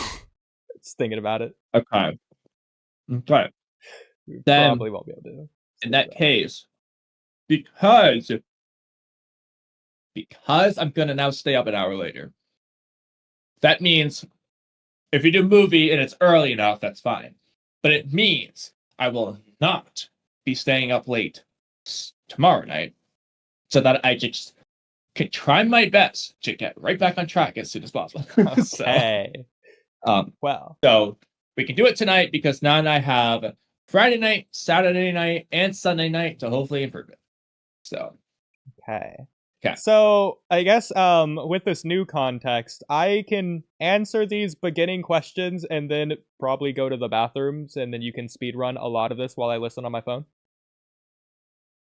It's one option. I was hoping that we could alternate some of this because there's a lot.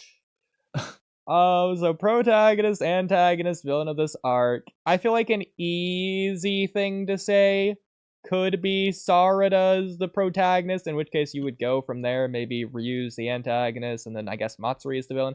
That doesn't feel right, considering the new developments with Boruto and Jura, in which case, could Boruto be the protagonist from the beginning? Could it be that Konohamaru's the protagonist? That doesn't feel right either, even if it's what I would like the best, because then Matsuri's the antagonist, and then you have, I guess, Ryu's the villain, and then Sarada and Mitsuki are all side characters.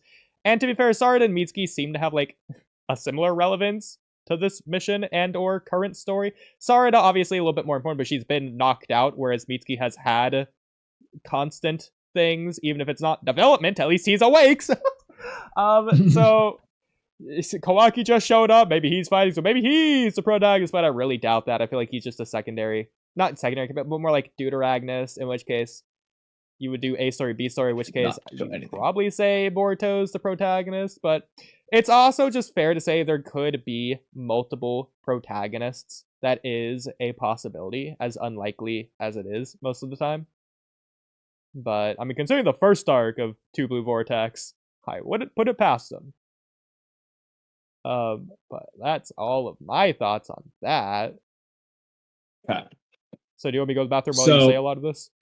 Go for the bathroom. I'll Okay. say what I'm going to say. Then when you come back, you can either elaborate or start reading more, where I will then walk away to get more strawberries, and then we'll just alternate that way. Okay.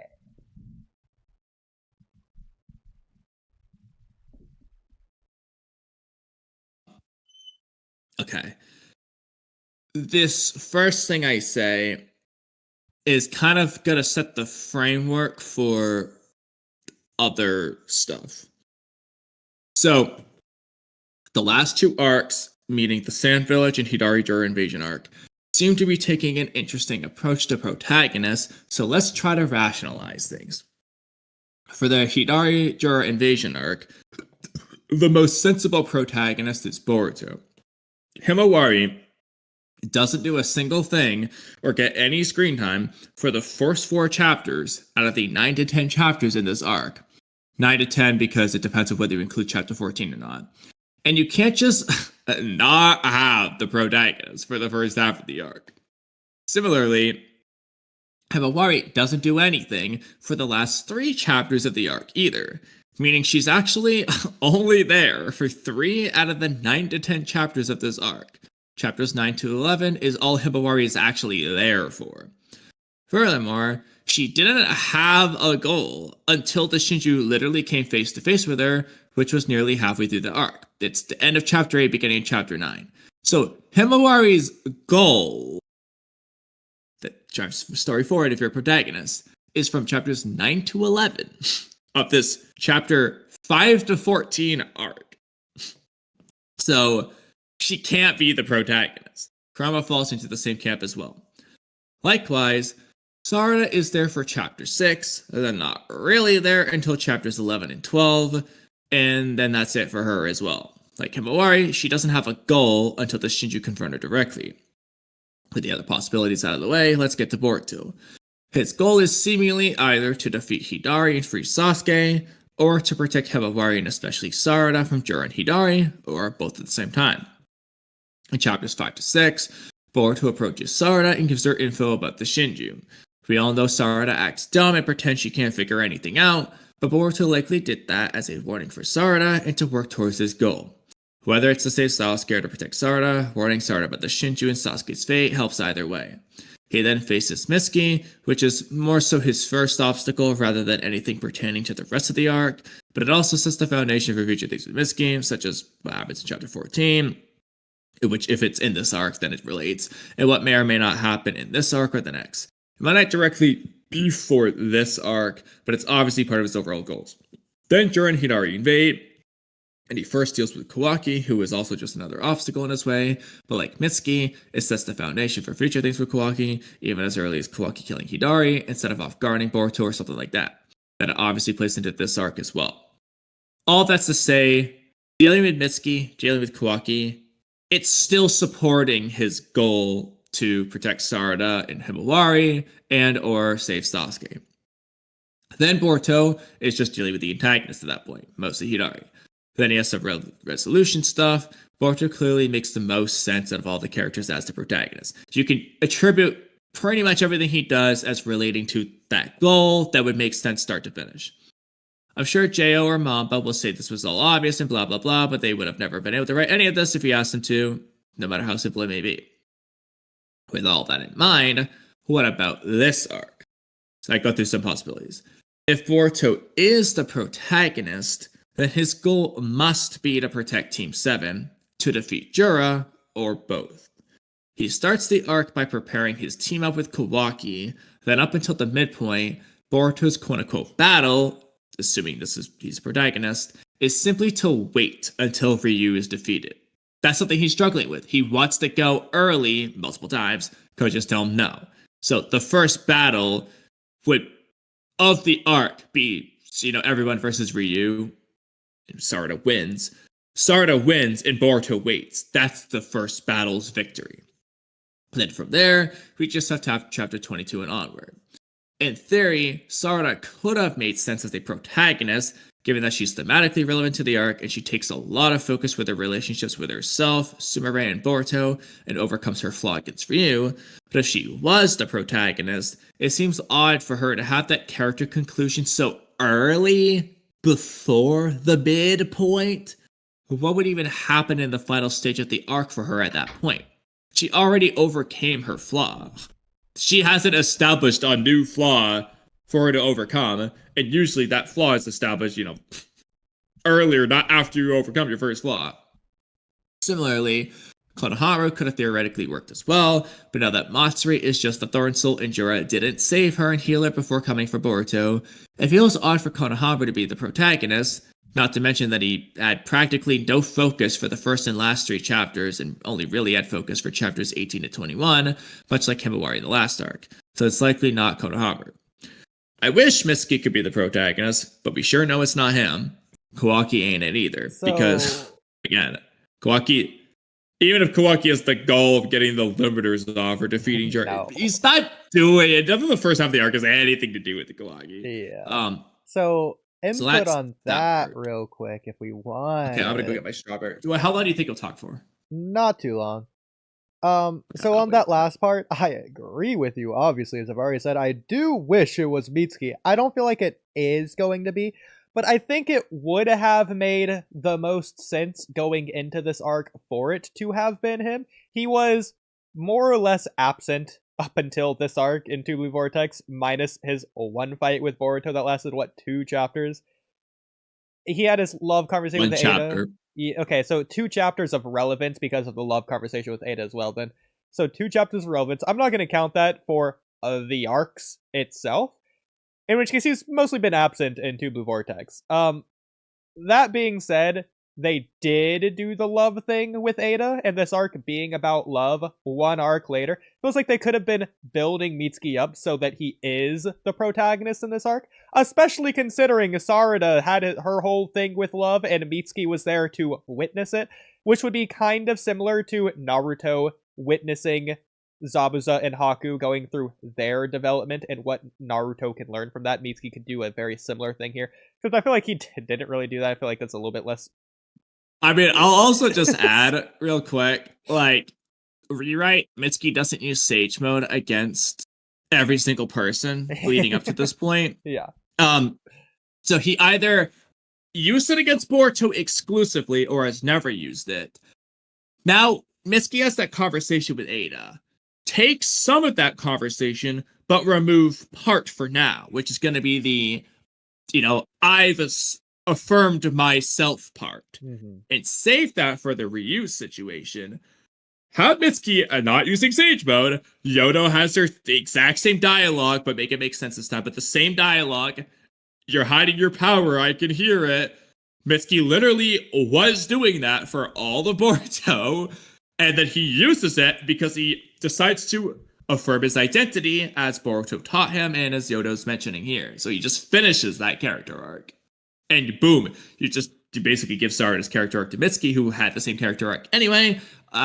Made more sense for him anyway, because it was relevant to him. It made sense, and unlike Sarada, just give that to Mitsuki.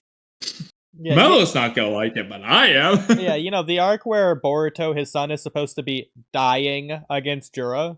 That arc. So I feel like through these first 3 arcs of Two Blue Vortex, the Shinju Awakening arc where Boruto should be the protagonist, this current arc to where Mitsuki should be the protagonist of the Sand Mission, and the next arc, whatever that's going to be, to where Sarada should be the protagonist, probably get her Mangekyo there, if not here. Yeah, exactly, against Hidari, because of Omnipotence, as we saw. So that's where you should do Sarada's whole thing, and then next arc, following up love, build it up more, since building it up is so peak, apparently. You might as well, especially considering how they built up Mitsuki going into this arc. It feels like they definitely should have done something here. The love arc, the thing that Mitsuki was just talking about in the previous arc. Yeah, and you can set the foundation. You want to keep Sarada's character arc the same. Okay, set the foundation to where she's holding something back in this arc. Mitsuki is the one to reveal it first, and maybe Sarada has some ... as in like starting to set the seats that she's maybe doing the same thing. I don't care, foreshadow it for once. If she's doing that, then the next arc she overcomes it. Especially since, again, if Mitsuki isn't gonna fight Mamushi, now if he does fight Mamushi, then whatever. But if he isn't going to fight Mamushi, you might as well make his Shinju enemy Ryu, because at least in the anime he fought Shinki. There's that kind of fan rivalry, at least, to where they want to see Sage Mitsuki versus Ryu. It's literally brought up as a question. What would happen if Mitsuki used Sage Mode versus Shinki? We're going to get our answer here. Mitsuki's going to body the shit out of him, as he obviously would, because Shinki's not speed blitzing Orochimaru. Mitsuki is. Shinki didn't speed blitz Deepa. He got bodied instantly. The answer is obviously Mitsuki would have won, but now we're going to get that is. Yeah, we have in the arc where Sarada's the protagonist, we have Mitsuki versus Shinki. What are they doing? Why? So I'm not gonna give up on the possibility of Mitsuki being the protagonist. I'm gonna continue holding on to that one thin veil yarn string that's already snapped, but I'm holding on to it as I'm falling. But I'm gonna hold on to the fleeting hope as it's actively dying in front of my I'm gonna hold on to it until next chapter, in which case we're gonna see what's Delta gonna do. Is Delta going to take the unconscious Sarada back to the Leaf Village? Is she gonna take the Soul Thorn and leave them? Is Sarada gonna wake up? Is Konohamaru and Mitsuki going to go assist Boruto now that Delta maybe takes Sarada away? What are they gonna do? That, for me, is going to determine a much more clear direction for what they're gonna do for the rest of this arc. But I agree. That said, whereas I'm obviously so down for Mitsuki everything, he just can't be the protagonist at this point, because we're not following Mitsuki's goal for any of the first 9 chapters of this arc. He's just not the protagonist. We're over halfway through. We're not following his goal. Mitsuki's goal is not driving any of this story. Well, what are you talking about? His goal is to complete his mission. We're seeing him do that every chapter. No, not the last 2 chapters. But just people standing in anyway. Okay, there is. I'll also add. Okay, you know what? I'll give you this. Chapter 14 or whatever should be a part of this arc. You know why? Because Mitsuki as the protagonist, not Sarada, but Mitsuki is the one who freed Boruto from the interrogation. Yeah, see, that chapter is so tricky, because it's half of it feels like the conclusion to the previous arc, but in the other half feels like the start of the next arc, but not in the first half of the chapter, last half of the chapter aspect. No, it's back and forth with different things. Like every other page, it's doing the other thing. It's very weird that way. I think it's fine to not count it for either, because, for example, obviously, you can have defined arcs and you can have stuff in between. Do you agree to that? Or do you think that no matter what, it's when one arc ends, the next arc definitively begins, to where there's no downtime? No, I agree that it can be done, but so do you also? It just is like the only chapter in the entirety of this manga franchise to do that. So do you also agree that the Land of Waves is the first arc of Naruto? Yeah, well, because I would just consider the Bell test and before that just as prologue. Yeah, okay, because there's not like an Academy arc or anything for Naruto. It's just the first arc starts at the Land of Waves, which is partway into the story. Yeah, it's just episode 6. And it's the same as the TBV situation. Just the first arc is Jurahidari invasion, which starts at chapter 5. Exactly. Okay. But it's just that, like, I agree that in theory that the obviously chapter 14 could be neither, but there's too many aspects that feel part of one of the other arcs, and it's like the only chapter in the entire franchise to hypothetically not be it.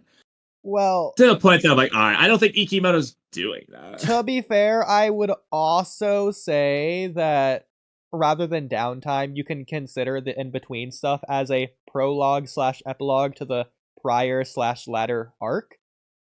I mean, look at the Boruto movie, I would consider the end of that to be when Sasuke declares he was right or whatever, his soul of shinobi's blah blah blah, as you like look up at Boruto, the camera pans up and you see Boruto like clench his fist after defeating Momoshiki. I consider that the end of that story, and everything afterwards, such as them going back to Konoha, all of that's just epilogue stuff.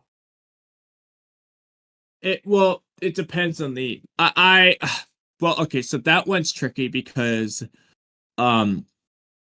you could argue that like Naruto Boruto's father-son versus Sengon, and they're like grabbing the hand to help Naruto stand up and blah blah blah, already affirms the reconciled relationship between Naruto and Boruto. But you could also argue that the fist bump is what's cementing it, like, yep, they are father and son, good terms. So it could go either way with that aspect. But I mean, the difference. I'm talking about the after thing is that that Rasengan, in case you were confused. I know. Well, I know. I'm talking about like the fist bump at the end, like the last scene of the story. That could be considered the end because it's cementing the fact that they are like good in a way. But you can argue that they already did that enough to where you don't need that. But so that one could be argued either way. But the point is, in the case of epilogue situations, there's a clear end to the narrative story. Like there's a clear resolution. It is resolved, and to where if you remove that, everything feels wrapped up. Now, obviously, with an ongoing story, some things aren't going to be wrapped up. But like, if you remove chapter 14, the arc ends with Boruto put in handcuffs. And the start of the next arc, not in handcuffs. So there's clearly a resolution that's missing. Well, to be fair, think about Attack on Titan. Spoilers for Season 1, for anyone listening. In the Trost arc of Season 1, Eren as the Attack Titan, he slams down the boulder. That's where that arc ends. Then you get the Survey Corps, whatever, Levi shows up, they take Eren away, blah blah blah, they do the whole, like, judge, jury, executioner thing for the next, like, 3 episodes. That's not the Trost arc. You could consider it an epilogue if you want, but it's like a similar prospect. I lose track of the order. Okay, that's the Trost. But again, though, that's the Trost arc had a resolution. You got the boulder down. Well, Jorah left. It's just, hey, you can say it's a bad resolution, but it's a resolution. It's resolved. but yeah, okay. So Jorah left.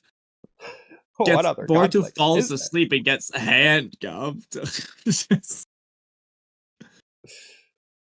I don't know. It's just kind of weird. I mean, hey, there's no more conflict. But then again, if chapter 14 is the start of the next arc, then that just is the resolution. Boruto's in handcuffs. But so I don't know. I would say that Boruto being in handcuffs isn't like conflict or struggle of this arc. In the same way, I don't think that Titans being around in Trost is still a conflict of that arc after the boulders hits the ground. Yeah, I know, I agree. It's not the conflict of the arc, so it's setting up a conflict for the next thing, even though it goes away next chapter. But yeah, because the Survey Corps needed to come in that moment because everyone else was which is why in general I lean towards it. So Mitsuki freeing Boruto, Shikamaru helping free Boruto, some of those things, Shikamaru forgetting omnipotence, blah, blah, blah. Certain things in that chapter feel like they're very heavily associated with things earlier in that arc. But then, like, the rest of it just feels like it's the start of the next arc. Boruto's telling Konohamaru, you're Matsui's target, and that's a big focus of the next several chapters. So Boruto's broken out of prison, and then he goes and immediately does things when he's broken out of prison. Obviously Ryu's birth and Kankuro calling Shikamaru about the Sand Village. That's basically when Naruto gets the call for Gaara's capture and Kazekage rescue. Things like that. Like, I agree, but I think you can have specific callbacks that aren't overarching themes at points in the story that are in different arcs. For example, I don't know if you would count this, but like Land of Waves, Sasuke calls Naruto a scaredy cat. Forced death, Naruto reverses it. I'm not going to say that's like overarching. You could say it's like for their rivalry relationship or whatever. Well, okay. The difference is one's a callback. The other, like, Shikamaru forgetting omnipotence, it's not a callback. That's just, okay, the thing they said is happening. Now, again, that one does not need to be in the same arc. I wouldn't consider... Mitsuki's like resolution, though, it's kind of like, bro switches sides at the beginning of the arc, then disappears.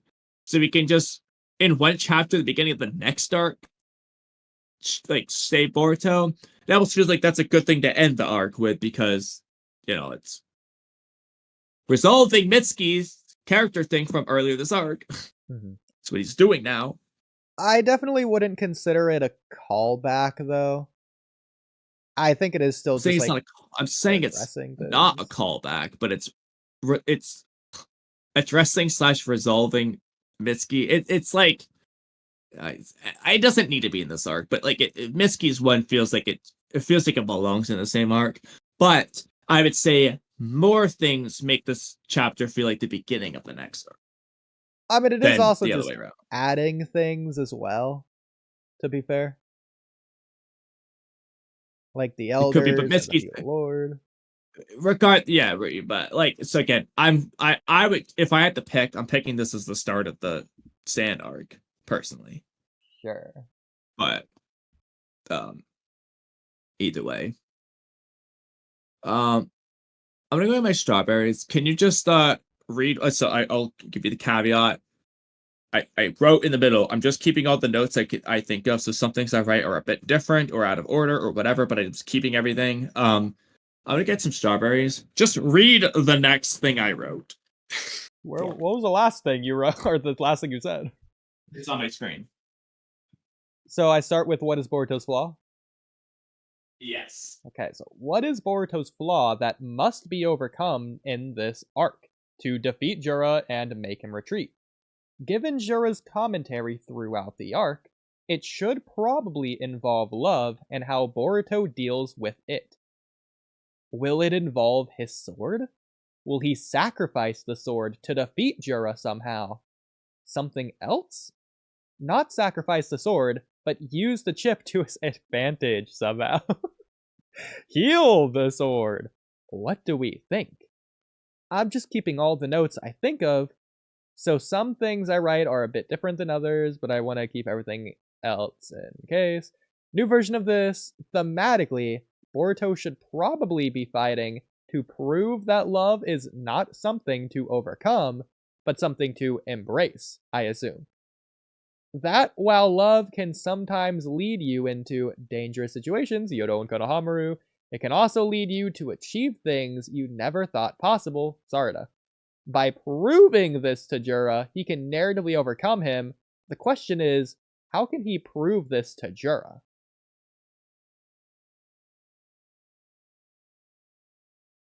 Well, Kamui's thinking about that. So, I feel like this just really highlights the flaws of Two Blue Vortex's story, because it feels backwards. Jura's the one who wants to know about love and all that. He's the one open-minded, willing to be vulnerable. Boruto's the one who's reluctant. He doesn't care. He just wants to keep the mask on, etc., etc. Jura's the one trying to convince Boruto to talk about love rather than the other way around. That's not inherently a problem, because that's something that Boruto can learn later on, or blah blah blah, in order to overcome. But then he's not overcoming Jura, he's just getting to Jura's level, first of all. But then also, second of all, what is he going to see? Because Sarada already did her thing, and Boruto did not witness it. And that's a problem. So, yes, and I'm going to segue now. Boruto just sees Jura as trees. Okay. He doesn't want to see anything else. You can say maybe I have a he will question later, for you. but he should have already seen something. Go ahead. Oodie, Yes. is Chura seeking validation? Does he have doubts about his current beliefs in reference to love? That's my question to you. Oh, he What do you definitely think? has doubts. In Well, yes, reference- because he doesn't understand, but is he seeking validation for his current answer? I'm going to Does go Chura with... want the answer to be that love is bad? I'm going to go with no. Okay. So, Jura shared senses with the other Shinju. Does he have to do this actively? Or does this occur for him passively? If it's the former, you could disregard the next question. This will be a fine segue. Sorry, just double checking. If it's again if it's the latter, shouldn't he have already known that Matsuri returned and what her new info was before Mamushi showed up and told him? If so, doesn't that mean Mamushi played no part in Jura deciding to leave? If so, then that scene just doesn't make sense. If Jura has to actively use his shared sensibility, then this wouldn't be the case, and he likely only uses it when he's not in combat, since it would probably be a huge and annoying distraction. But if it happens passively, again, he was going to shoot Boruto until Mamushi showed up. Unless you want to argue he was pretending and he was just waiting for Mamushi to show up and pretending to be surprised when he does and blah blah blah, but what do you think there, just first of all? So, you're probably going to disagree just because I know you, but I feel like it's possible for him to passively know, but at the same time not be focusing on it so that he doesn't, like, actively consciously know, even though he knows. It's just something that's basically happening in the background for him.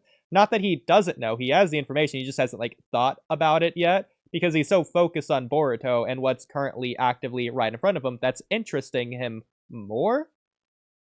So, think about it like this. Whenever you're at, like, the supermarket or whatever, you could maybe be overwhelmed by all the things around you happening all at once. There's 1,000 different voices talking, but more realistically, you're going to drown them out. That's not to say that you can't hear a specific, like, just to say there's one conversation. You're just, like, daydreaming, so you're just not focused on listening to the conversation. Even though you're still, like, your ears are picking up all of the information, you just aren't, like, memorizing it or caring to really listen in. There's a possibility. So I would point to in Naruto, this is a hypothetical because this doesn't actually happen, but let's just say Naruto is in Sage mode when Hinata jumps in. It isn't just because Naruto wasn't expecting Hinata to jump in. Let's just say that he was in Sage mode. Naruto didn't sense Hinata coming closer until she was, like, right there. So why, in this hypothetical, would Naruto in Sage mode not sense Hinata coming, even though he's able to sense that, oh, Kakashi, I don't sense a chakra in the village. Is he dead? Oh, he must be dead.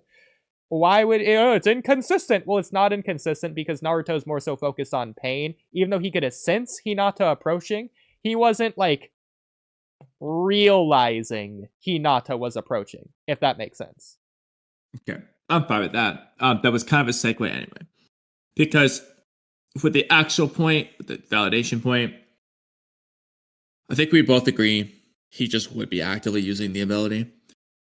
So, Oodie, Jura should have heard/sensed everything that happened between Sarada and Ryu.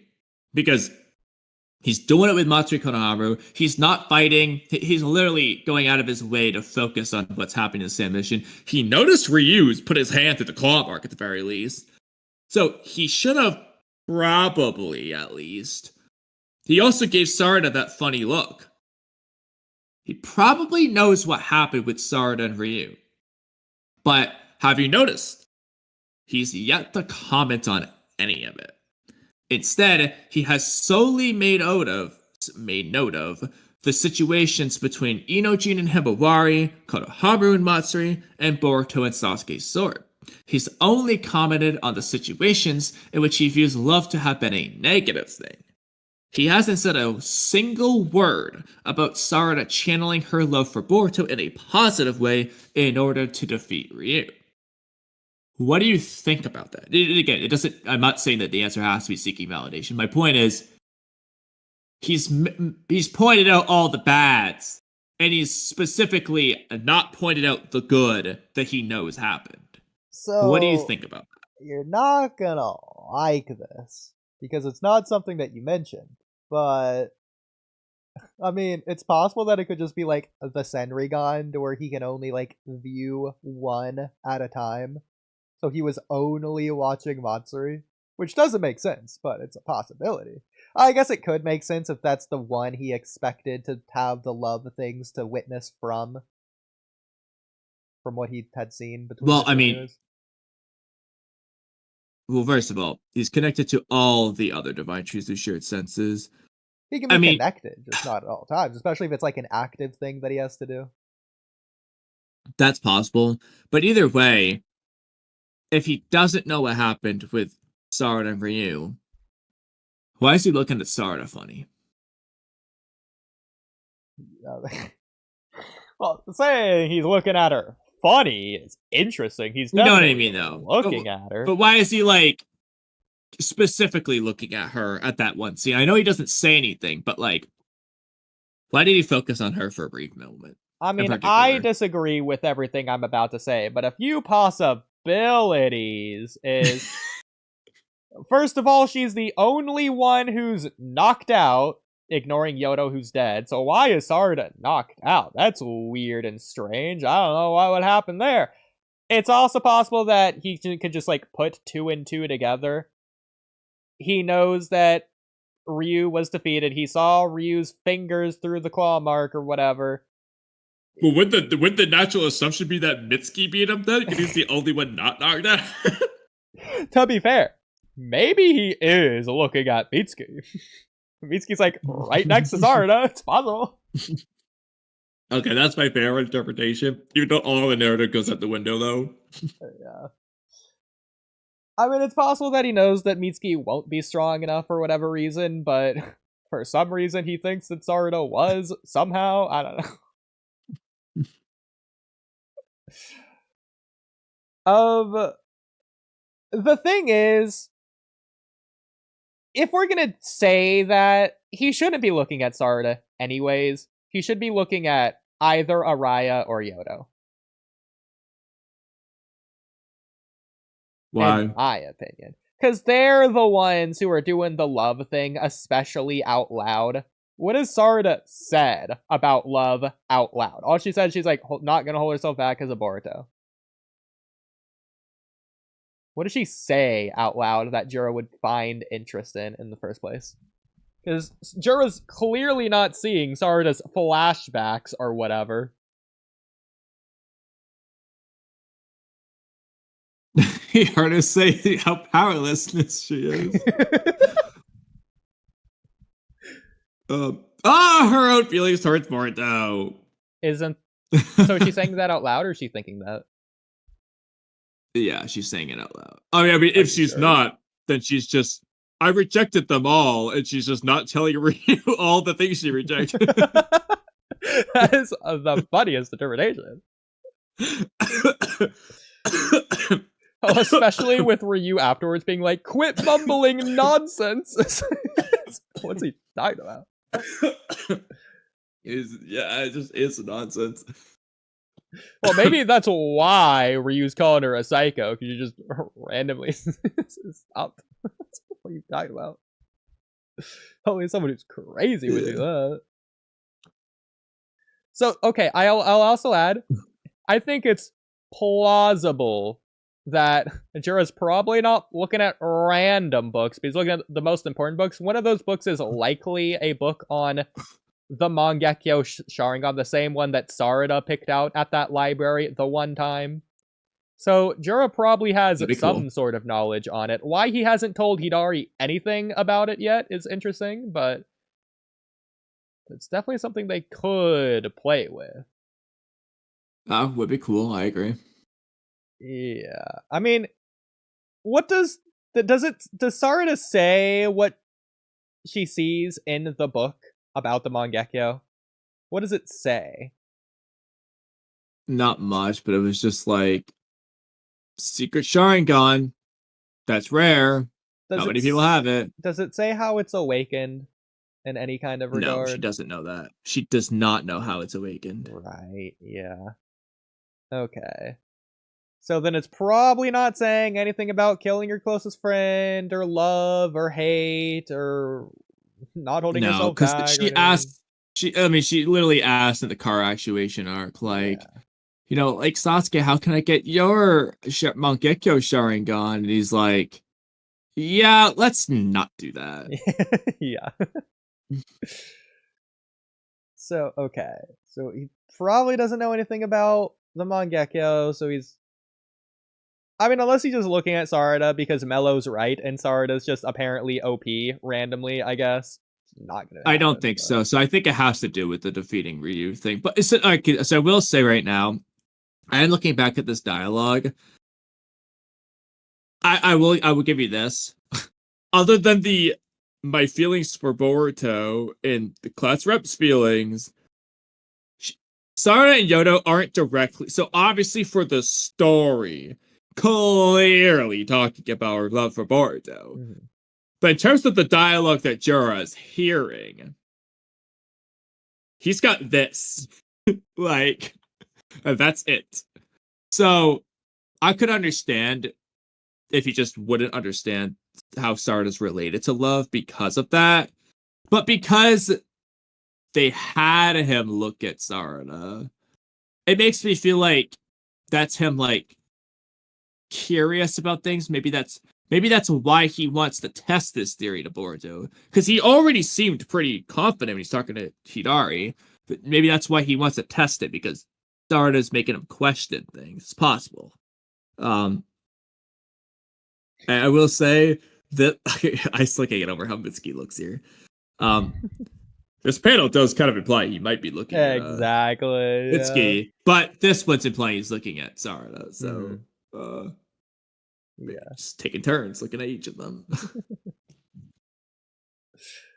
So part of the reason that I say that I don't think Jura is seeking validation, first of all, he was willing to kill Boruto before even talking to him. He was trying to snipe him from afar. He just, for whatever reason, got retconned into not being able to do that for whatever reason.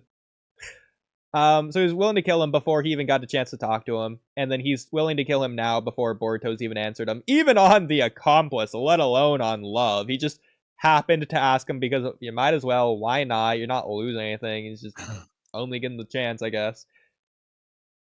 But, like, he's not...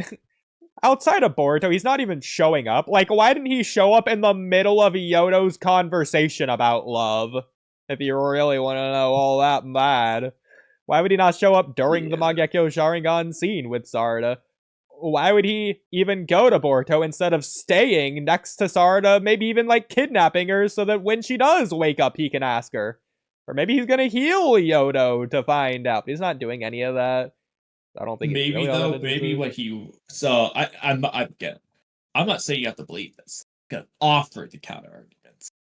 Maybe...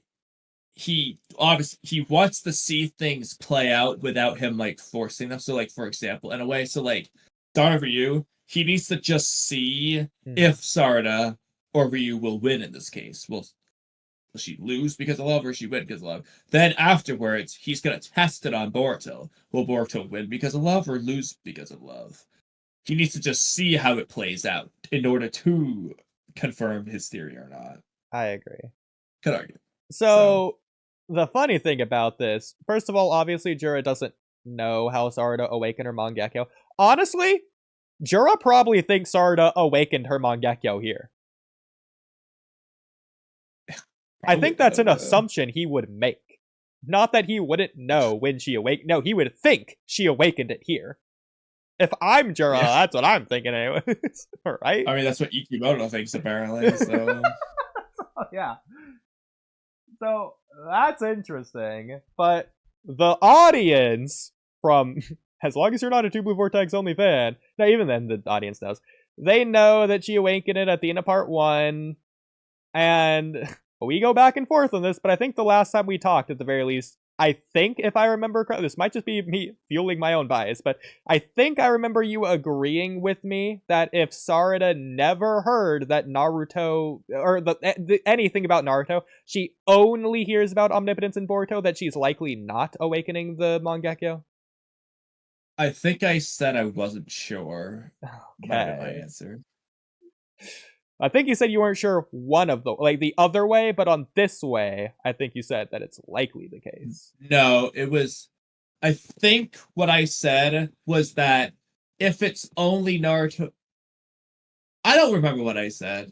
Okay, well, I remember what I said for sure. So, assuming that I am right, and Sarada awakened her Mangekyo, not because of Boruto, but because of Naruto, that's just even more ironic and funny, considering the current events and how Jura would view them. Yeah. Not about love of Boruto at all. You could say it's love of Naruto, of which case would apply to Naruto's son, which gets back to omnipotence and the blue eyes thing, but obviously not. Well, anyway, that aside, you know what? I'm just gonna leave it. Deal with it right there. Okay. So I want to do this in general. So some of the stuff I say is related to this, but I also just want to do this separately in addition to this. Okay. Okay. To make this fair, I'll read this, or it doesn't matter what order, but one of us reads this, one reads this, one reads this. I'll take the middle. Okay. Given that Boruto told Kawaki about the limiters and sand mission, told Kawaki to kill him if Momoshiki emerges, wasn't surprised whatsoever by Kawaki's arrival, and told Kawaki to go ahead and use karma and not worry about Momoshiki, it seems most likely that Boruto was just buying time until Kawaki showed up, intending for Kawaki to use karma against Jura, knowing that Kawaki would kill... sorry, I skipped the line. Intending for Kawaki to use karma against Jura, it was simply willing to accept the possible consequences of this, which would be Momoshiki emerging, knowing that Kawaki would kill him if Momoshiki did in fact emerge. This assumes that Boruto assumes Kawaki is stronger than Momoshiki. That's the framework for the next point. Did we want to go one by one, or do we want to do all of it? We'll go on by... Well, yeah, go. I was just as contradictory as a Mortals thing earlier, but okay, I guess we'll continue. So, this suggests to me, to Kamui I should say, that something must not go according to plan. Possible options include Kawaki simply being unable to defeat Jura, Momoshiki emerging too early and attacking Kawaki, Momoshiki emerging or threatening to emerge at the worst possible time, such as if and when Kawaki's on the verge of losing the upper hand, when another ally like Konohamaru comes near Boruto and Momoshiki could kill them, etc. The Konohamaru one can work really well since the whole point of Boruto showing up was to save Konohamaru. As a result, Boruto will have to change his plan since either Kawaki can't solo Jura or Momoshiki emerging is a problem that Kawaki can't solve in time. Either of these situations could be the surprising revelation at the end of Act 2 that forces Boruto to change in Act 3 in order to defeat Jura. Thoughts? So far. So, if Momoshiki emerges, that doesn't necessarily mean anything, because it's possible that Momoshiki's just gonna hide, especially if Kawaki is so OP, they can just kill Boruto at any possible moment. It's just like he did in the Ishiki arc, to where Borushiki's on the ground pretending to be passed out until Ishiki's officially, finally, all the way dead. He's not even gonna risk the 99.9% dead Ishiki. No, he's just gonna come out at the end. So it could be the same, especially if Kawaki's killing Jura, who I think Momoshiki also once dead. Unless Jura needs to be alive for Borushiki to feed Kawaki to Jura or something, or whatever happens there. Yeah, because we still don't really know when they said they're going to feed it to the Tentails. Are they talking about Jura or that tree or both or what? I mean, seemingly Jura's going to devour them, but what does that mean? How's he going to do it? Yeah, I don't know. So that one's tricky. Like, he might need Jura alive or he might not. I don't know. Yeah. So it probably depends on that, of what Momoshiki's going to do first and foremost. Yeah. In terms of changing, going into Act 3 or whatever, based on whatever Borushiki / Kawaki does. This goes back to the whole flaw. What is Boruto's flaw that he must overcome? It's possible. I just don't see them going in that direction. Is Boruto going to see them as more than just trees after this arc? I mean, it seems like that's sort of what you're implying or going towards. Not necessarily. He just needs to have a flaw to overcome.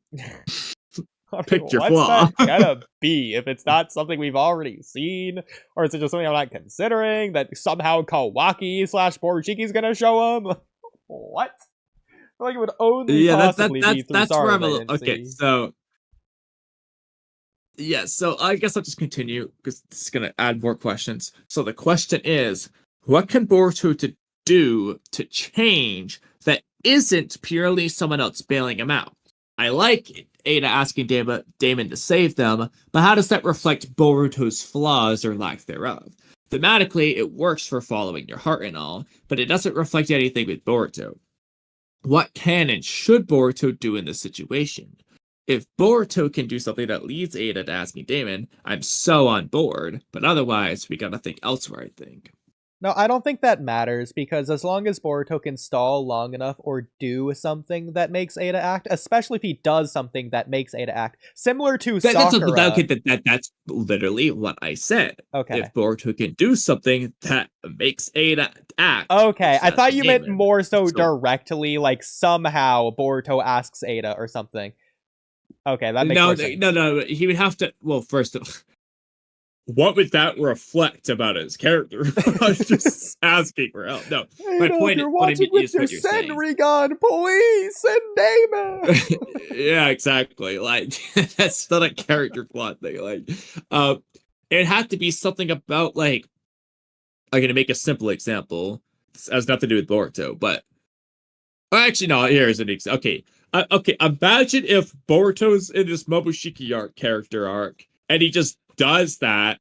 He beats Momoshiki. You know, he does his character arc before the Momoshiki fight. He's gonna go to father-son for Sengun. Ada's watching and says, "Wow, that's hot. David, can you save him?" Okay, that's what we're talking about. Like, he needs to do something that inspires Ada to do that, like somehow. Like maybe, for example, Ada's thinking about following her heart. Maybe she's doubting. And then Boruto, I don't know, he's just like, Jura, no matter what you say, I'm gonna follow my heart. And then Ada's like, you know what? I will too. And then ask David, okay, I'm making this sound silly, but like the point is, that could work. I mean, we're already beyond pissed with Boruto's resolve to die / fear of Momoshiki flip-flopping back and forth at the end of part 1, and then 2 blue vortex with him running away from Kawaki. If he does it again, we're gonna beyond extra pissed. I don't care if Momoshiki comes out. We're gonna do this no matter what to defeat Jura. Like, no, I don't want that to be a flaw that gets resolved again and then unresolved again. Please, no. Like, yeah. So, like, that's where I'm a little bit stumped on that. Because I'm like, okay, so let's just go ahead and do you have your plot point thing they can pull up for stream. Yeah. This Well, gets into analyzing the arc structure. I think we could. I feel like that's not good for stream, but we could do it now. Either way, I feel like it'd be good for a video though. But I do Well, I mean, think I want to turn it into a video. Like, I want to implement these things into my next video. Some of them, anyway. Okay. Not all of them. Some will be separate videos, but which one do we want to do? because basically the video I'm working on is why Kawaki versus Jura shouldn't be the final battle. And I already have a decent amount. Basically, what I'm doing there is I already finished the setup point, basically saying it just feels weird with the things that happen set up. Second point is arc structure. Last point's going to be thematics, to where basically, what does Kawaki versus Jura have anything to do with any of the love stuff or following your heart? It's so unrelated. Like, it's just it you're gonna say, oh, Boruto followed his heart. Okay, so he didn't change, he didn't overcome any flaws. You know, it's like you're missing something thematically. So like something else has to happen. What I was thinking about the other day, I do think the 4 arc structure might be the easiest one to follow. Maybe my favorite in terms of its simplicity. Because, I mean, what do you really have for 4 arcs? Because it's just so easy. Build up, payoff, midpoint, build up, payoff, end. It's like, build up, payoff, build up, payoff. It's like that easy. You just got a midpoint to separate the two. It's so easy. It's unbelievable. It's the best, honestly. I think this one's pretty easy too, though, personally, but yeah, it's a little bit more complex in that regard. Anyways, but I think the most likely thing they can do is going to be something similar to Sakura in the Forest of Death, to where she's fighting the Sound Trio. She cuts her hair, and that's what gets Ino to come out. It could also be similar to 8 Gates Guy stalling long enough to where Naruto and Sasuke come back, or like a combination of those two, to where the hair, in this case, Sakura's hair, is going to be Boruto's sword, and he's going to, knowing that it's going to break, he's going to strike Jura. that's why I mentioned earlier. Like, is he gonna like sacrifice the sword? Question earlier. Something like that can work in terms of his flaw. Problem is, I don't think the audience really cares about the sword, unlike the headband, which is what it should have been, but I don't see how they could get to that in the same way. Still slap Jura with that, man. Well, either way, not to mention that the headband's in the flash forward scene, so it can't get destroyed. It's not even the same sword from Shippuden. I can't even care about it on that level. If the sword broke now, Sasuke could get a new sword next chapter. That's not a problem. It doesn't matter. Exactly, like, he doesn't care. He's already gotten a new sword. The real thing is the Bushido samurai way that is so ingrained in the Japanese culture. It's not about the sword, it's about Sasuke passing on the legacy. And that's what Boruto The problem is wants to Sasuke didn't pass on the legacy. Boruto just took it when he was unconscious, said he'd return it. It's about Boruto keeping his promise to return it. It's what it's about. Yeah. But anyway, I don't know. So real quick, I don't like this, but you could argue, midpoint, Jura shows up. Second battle, Boruto fights Jura. Surprise failure, Uzuhiko didn't work. It's so shocking. And then Kawaki shows up. Boruto gave up. And Kawaki showed up. And then final battle. Okay, I don't like that. So let's move on. So, assuming Boruto's the protagonist, which I think makes the most sense. Actually, you never really... Did you give your thoughts on that? Do you agree with what I said earlier about the goal stuff? Like, his goal would be basically... His first battle is to not join the Ryu fight too early. Basically, it's just to wait until it's over. So Sarada wins. Thematically, that's part of the whole love stuff. And then obviously Boruto has to wait. But then he doesn't. He is the truth and ultimatum. Does he go or does he not? He goes. And then that's the midpoint. And yeah. So the first battle is basically waiting. He doesn't. Moves on. Second battle would be, because Boruto's plan is for Kawaki, so his plan of attack is to delay until Kawaki gets there. Now Kawaki's there, but this plan isn't gonna work. Surprise failure. Shocking revelation, whatever that is. Kawaki is too weak. Momoshiki showed up, whatever the thing is. Because the thing is, I get Omnipotence did a bad job with this arc thing, but at least, I don't know, they gave us half a panel of Boruto giving up and pep talking, you know, like, sort of there. That did not happen. Boruto did not give up at any point of this.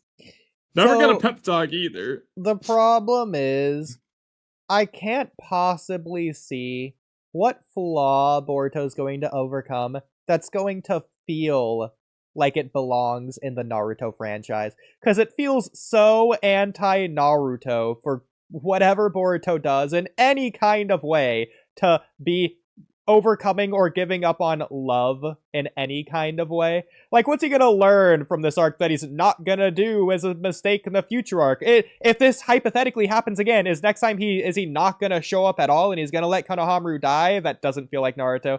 It's like, exactly. What are they gonna do? It goes against what he's gonna do with Kawaki moving forward. So, okay. So he's not going to trust Kawaki and ask him to help him and team up with him in the future? Is that the flaw he's gonna overcome? Like, what are they gonna do? That's what I'm trying to figure out, like, the best flaw for Boruto. So like, anti-Naruto. Because I could see Boruto's thematic thing being to show that love's worth embracing, but Boruto hasn't been, like, pushed to question that. Like, when Jiraiya presents it, he's not wavering on that. No, he's just, nah, you're wrong, bro. That's why you're just a tree. And he never, like, questions it after. It's just, like, he's very steadfast in that. So, now, obviously, Boruto doesn't need to necessarily change. Like, there's things you can do. Because, like, for example, with the Kawaki arc, Naruto doesn't overcome a flaw, per se, that I can think of. Maybe I'm forgetting something. But the point is, he proves his answers right through Kawaki. Boruto could theoretically do something similar, but I don't think Kawaki works in that case. It would have to, like, Ada would work better or something, I think, because Kawaki's just so far removed from this. So did they state that there's, like, a range on Boruto and Kawaki being able to sense one another, like in the code arc or anything? Yes, at the end of there the is arc? a range. Did they state what it is? We don't know. I don't think we know the exact range. Okay. Because It's like village. It's I like the wanted whole to village worth, like, I wanted to end bring end, up maybe. the possible impossibility that Kawaki didn't know about the sand mission, and he wasn't teleporting to the sand, he was teleporting to Boruto. Oh, I so much prefer that, but yeah, no, that's not possible. So, ignoring bias of what resonance may or may not be, would you be okay with one of the aspects of resonance being able to, rather than activate the karma seal, it just automatically locates or targets the other person's karma or location or whatever? To where maybe the issue with that is, yeah.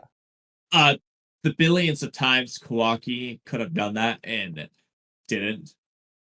Well, that would assume that you can, like, force activate resonance at will anytime. So how did he force activate resonance when they were miles and miles and miles and miles and miles and miles and miles and miles apart and not using karma? I mean, maybe Kawaki used karma. It could be similar to what Jigen did to teleport to Kawaki in the Kara arc. When he teleported to Kawaki. Yeah, but the difference is he came out of the karma. Kawaki's I know. Yeah.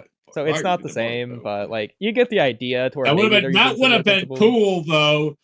Yeah, Screw exactly. the surprise attack. Screw that. I would love Boruto's hand changes and Kawaki comes out like Jigen. That would have been cool. I completely agree. That's cooler. I don't even care if it makes less sense or not. That's just so much cooler. But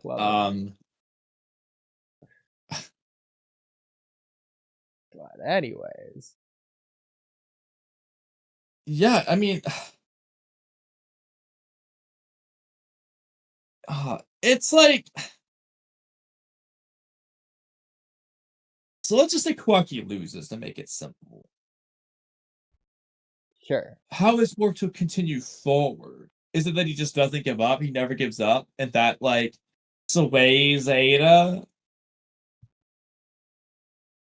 So, first of all, Boruto's already supposed to have undergone some significant change.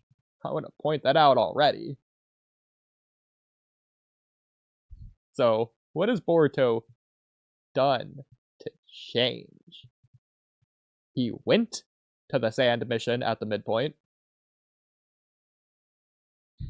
Yeah, I mean, this one, I guess it's just like Waiting. he's given up on Koji, and he's no longer gonna like. So you could say that. So going with the follow your heart theme, he wasn't following his heart for the first half of the mission. He wants to go, but he's listening to Koji's orders. Then midpoint time, he's now following his heart, not listening to Koji's orders. It's just him going. You could say that, I think. Okay.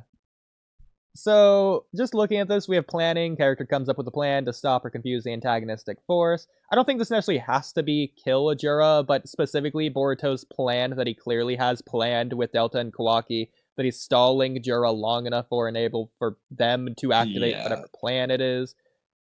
But this feels like crisis planning, full of potentially disastrous outcomes if things go wrong. So yeah, again, like, he needs Konohamaru to listen to him and to go to the rendezvous point and all these other things to go right. So I feel like there's a lot of moving parts, precariousness here. Rising action, allow your characters to carry the plan into action. Unforeseen obstacles. You could argue unforeseen obstacles is Uzuhiko failing. That's definitely an unforeseen obstacle. Battle, that could be Kawaki showing up. Second pinch point would make sense. The plan is executed and the protagonist comes face to face with the antagonistic force. You could argue maybe Kawaki's the protagonist. No.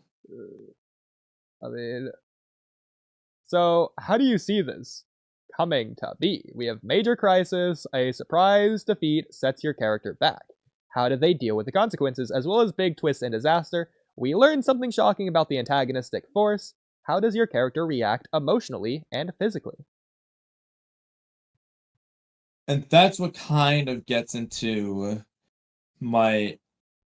Because again, like, what can the surprise failure be? Like, I mean, off the top of my head, like, so if Jura just gets stronger, he unlocks his true potential, whatever, that's just going to play into Kawaki losing. So lumping those together. You have Kawaki losing. You have Boruto losing control.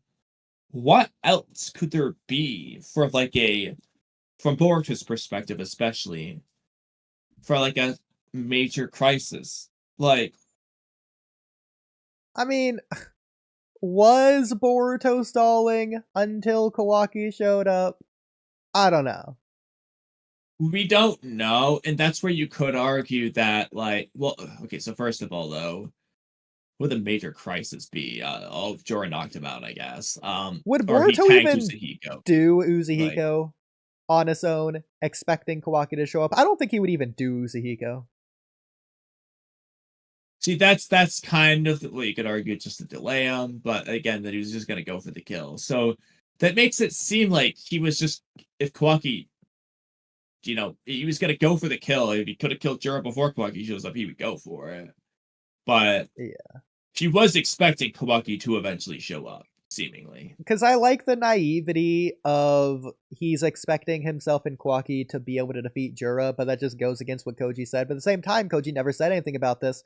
And I do think part of the reason Boruto naively asked Kawaki to do this in the first place is not naive, because he knows that he can't ask Koji based on Koji's susness around Kawaki.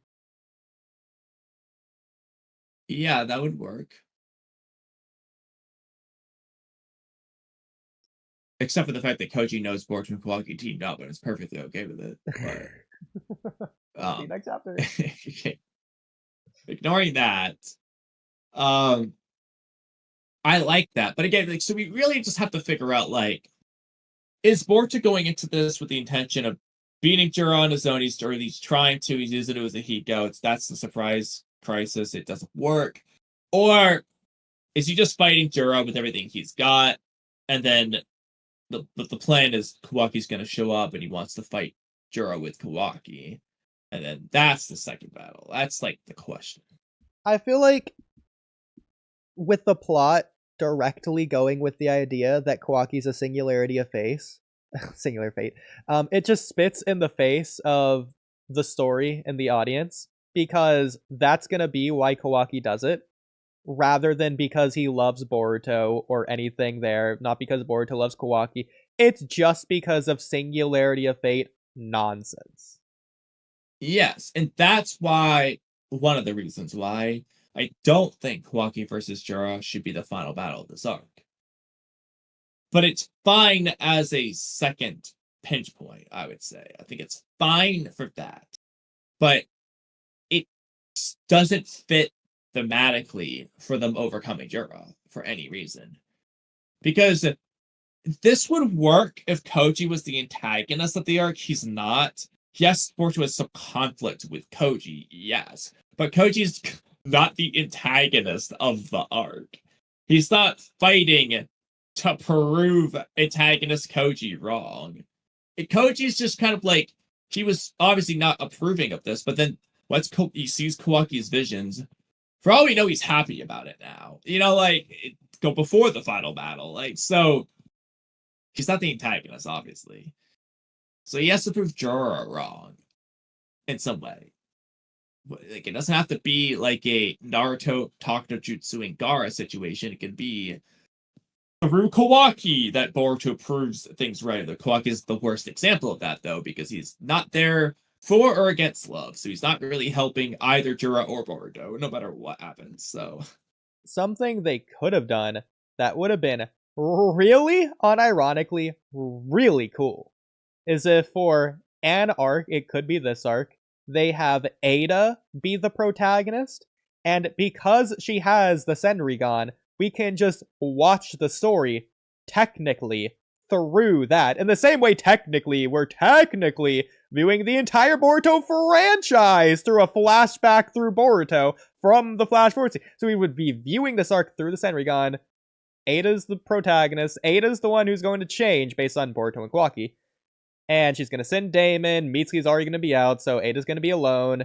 Then you're going to have Mamushi show up, and you go from there. But I definitely think that could definitely work, especially for a love arc, and considering Ada's one of the two to be in that love conversation with Mitsuki in a couple chapters ago. It would also be Everything cool if Ada did it knowing that Mamushi was gonna attack her the moment she sends Damon away, or at least she suspected it. Yeah, especially as like the last singularity of fate that needs to do something, that especially works. We could also we learn events at the same time as Ada anyways, so you could also have that at the same time Kawaki shows up, we're surprised as Ada's finding this out. Like, there's so many things that you could do that just are story. If Mamushi shows up, you could say that Ada has the physical power just to no-diff easily Mamushi, but at the same time, Ada thinks fighting's barbaric, she thinks that Mamushi's gross, and she's scared of Mamushi. I could see Ada either being straight up petrified, unable to move, similar to Sasuke at the very end of the Itachi fight, where he could just, like, go around the pillar or jump up, but no, he's just gonna, like, put his back to it and stand still as Itachi, Deathbed Itachi, limps his way over to Sasuke as he is imagining Itachi still in his eyes. But yeah, whatever. It's one of those annoying things about that fight. But whatever, we'll just go with that. She could do something like that, or she could just, like, run away, and it could just be a cool chase sequence. It's like, eee! She's run away, like, from a cockroach, basically. I can imagine either of those two things realistically playing out, rather than Mamushi and Ada just actually having a physical fist brawl fight. But either way. Yeah, either way, I like the idea of her sending Damon knowing that Mamushi's gonna go there. But I feel like Ada would still take countermeasured, she would let Shikamaru know so that Shikamaru can send as many people to Ada as possible or something. Yeah. Or maybe even Ada would just go with Damon at that point. Why wouldn't you? She could literally fly. Seemingly faster than Damon can run. If anything, getting Damon there could be quicker if Ada just flies him over like she flew him over at the end of chapter 80 or whatever to go talk to Boruto. Also possible in theory, since Ada has flight, was hiding abilities from Code for her and Baby Damon. Since they make a big point, the abilities of the Otsutsuki, the basic ones, flying, chakra signatures, and space-time ninjutsu. It's possible that Damon just has space-time ninjutsu and hasn't used it yet. Yeah, I completely agree. He could just have the teleportation thing that like Ishiki has. Hypothetically, it's possible. Likewise, this would sort of take away from Ada's choice. Not really, but like in order to get Damon there, Kawaki could just use his karma and open a portal to teleport him there or something. Yeah. It would completely take away from Ada's choice. Not really, because Ada would still tell Damon to do it. And that's just like the transportation method. Because if Kawaki does it, he just opens so how the does portal. she get the information to Kawaki? Why is he just doing that? You're just Amp Eno. She is just global mind transmission. Oh my god. War arc all over again. But yeah, I mean, like, as it is, the only things I can see Boruto actually doing that can work are either something with the sword or something that, works its way back to Ada. Beyond that, it's kind of like, what is he gonna do that's narratively relevant? And after everything Ada's done, talking to Mitsuki, thinking about Boruto, wanting to talk to Boruto, having follow your heart, that resonates with me, seeing everything happening now, if she just doesn't do anything again, it's just like, bro, why are we having her there for so much? Again, we're not expecting her to go there. Just asking her to send Damon. Jesus Christ. As of right now, my biggest disappointments with this arc have been Ada and Mitsuki.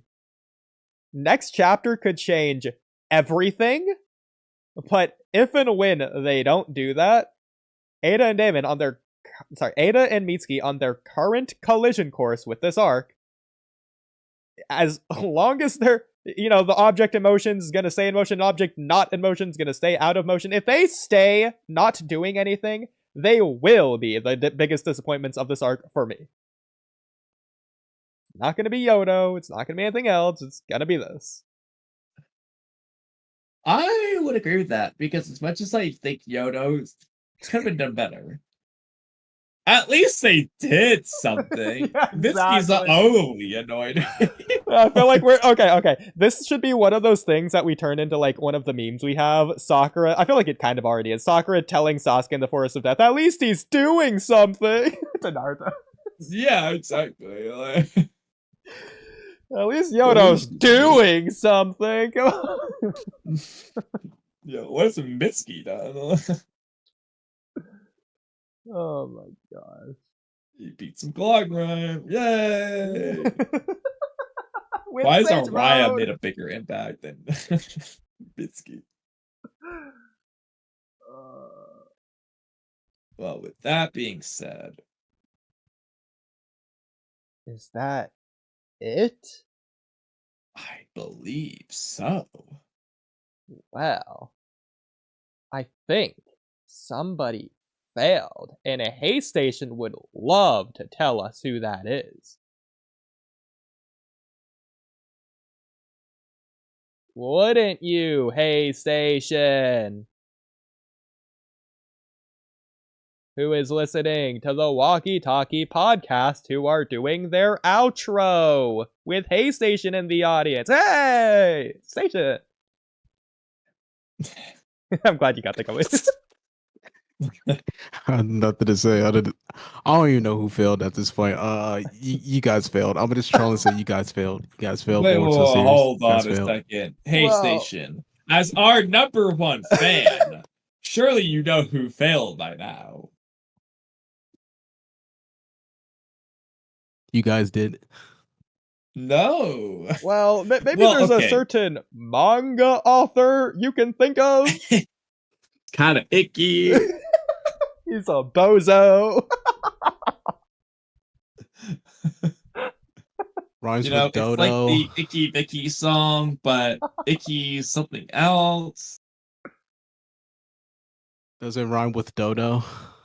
It does. Well, I mean, the second half of it does. I wouldn't say the name rhymes with Dodo, but Well, yeah. The part after the Icky rhymes Yeah. with Dodo.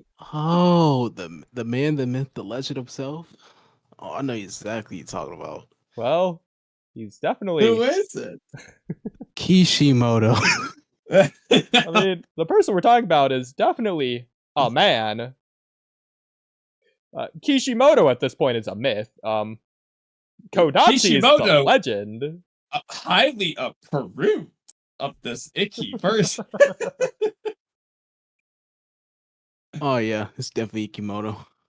And He what just did he makes do? Iki manga. He failed you all. He failed his fans. He failed everyone. He failed the whole That's scene. Jonathan Oliver.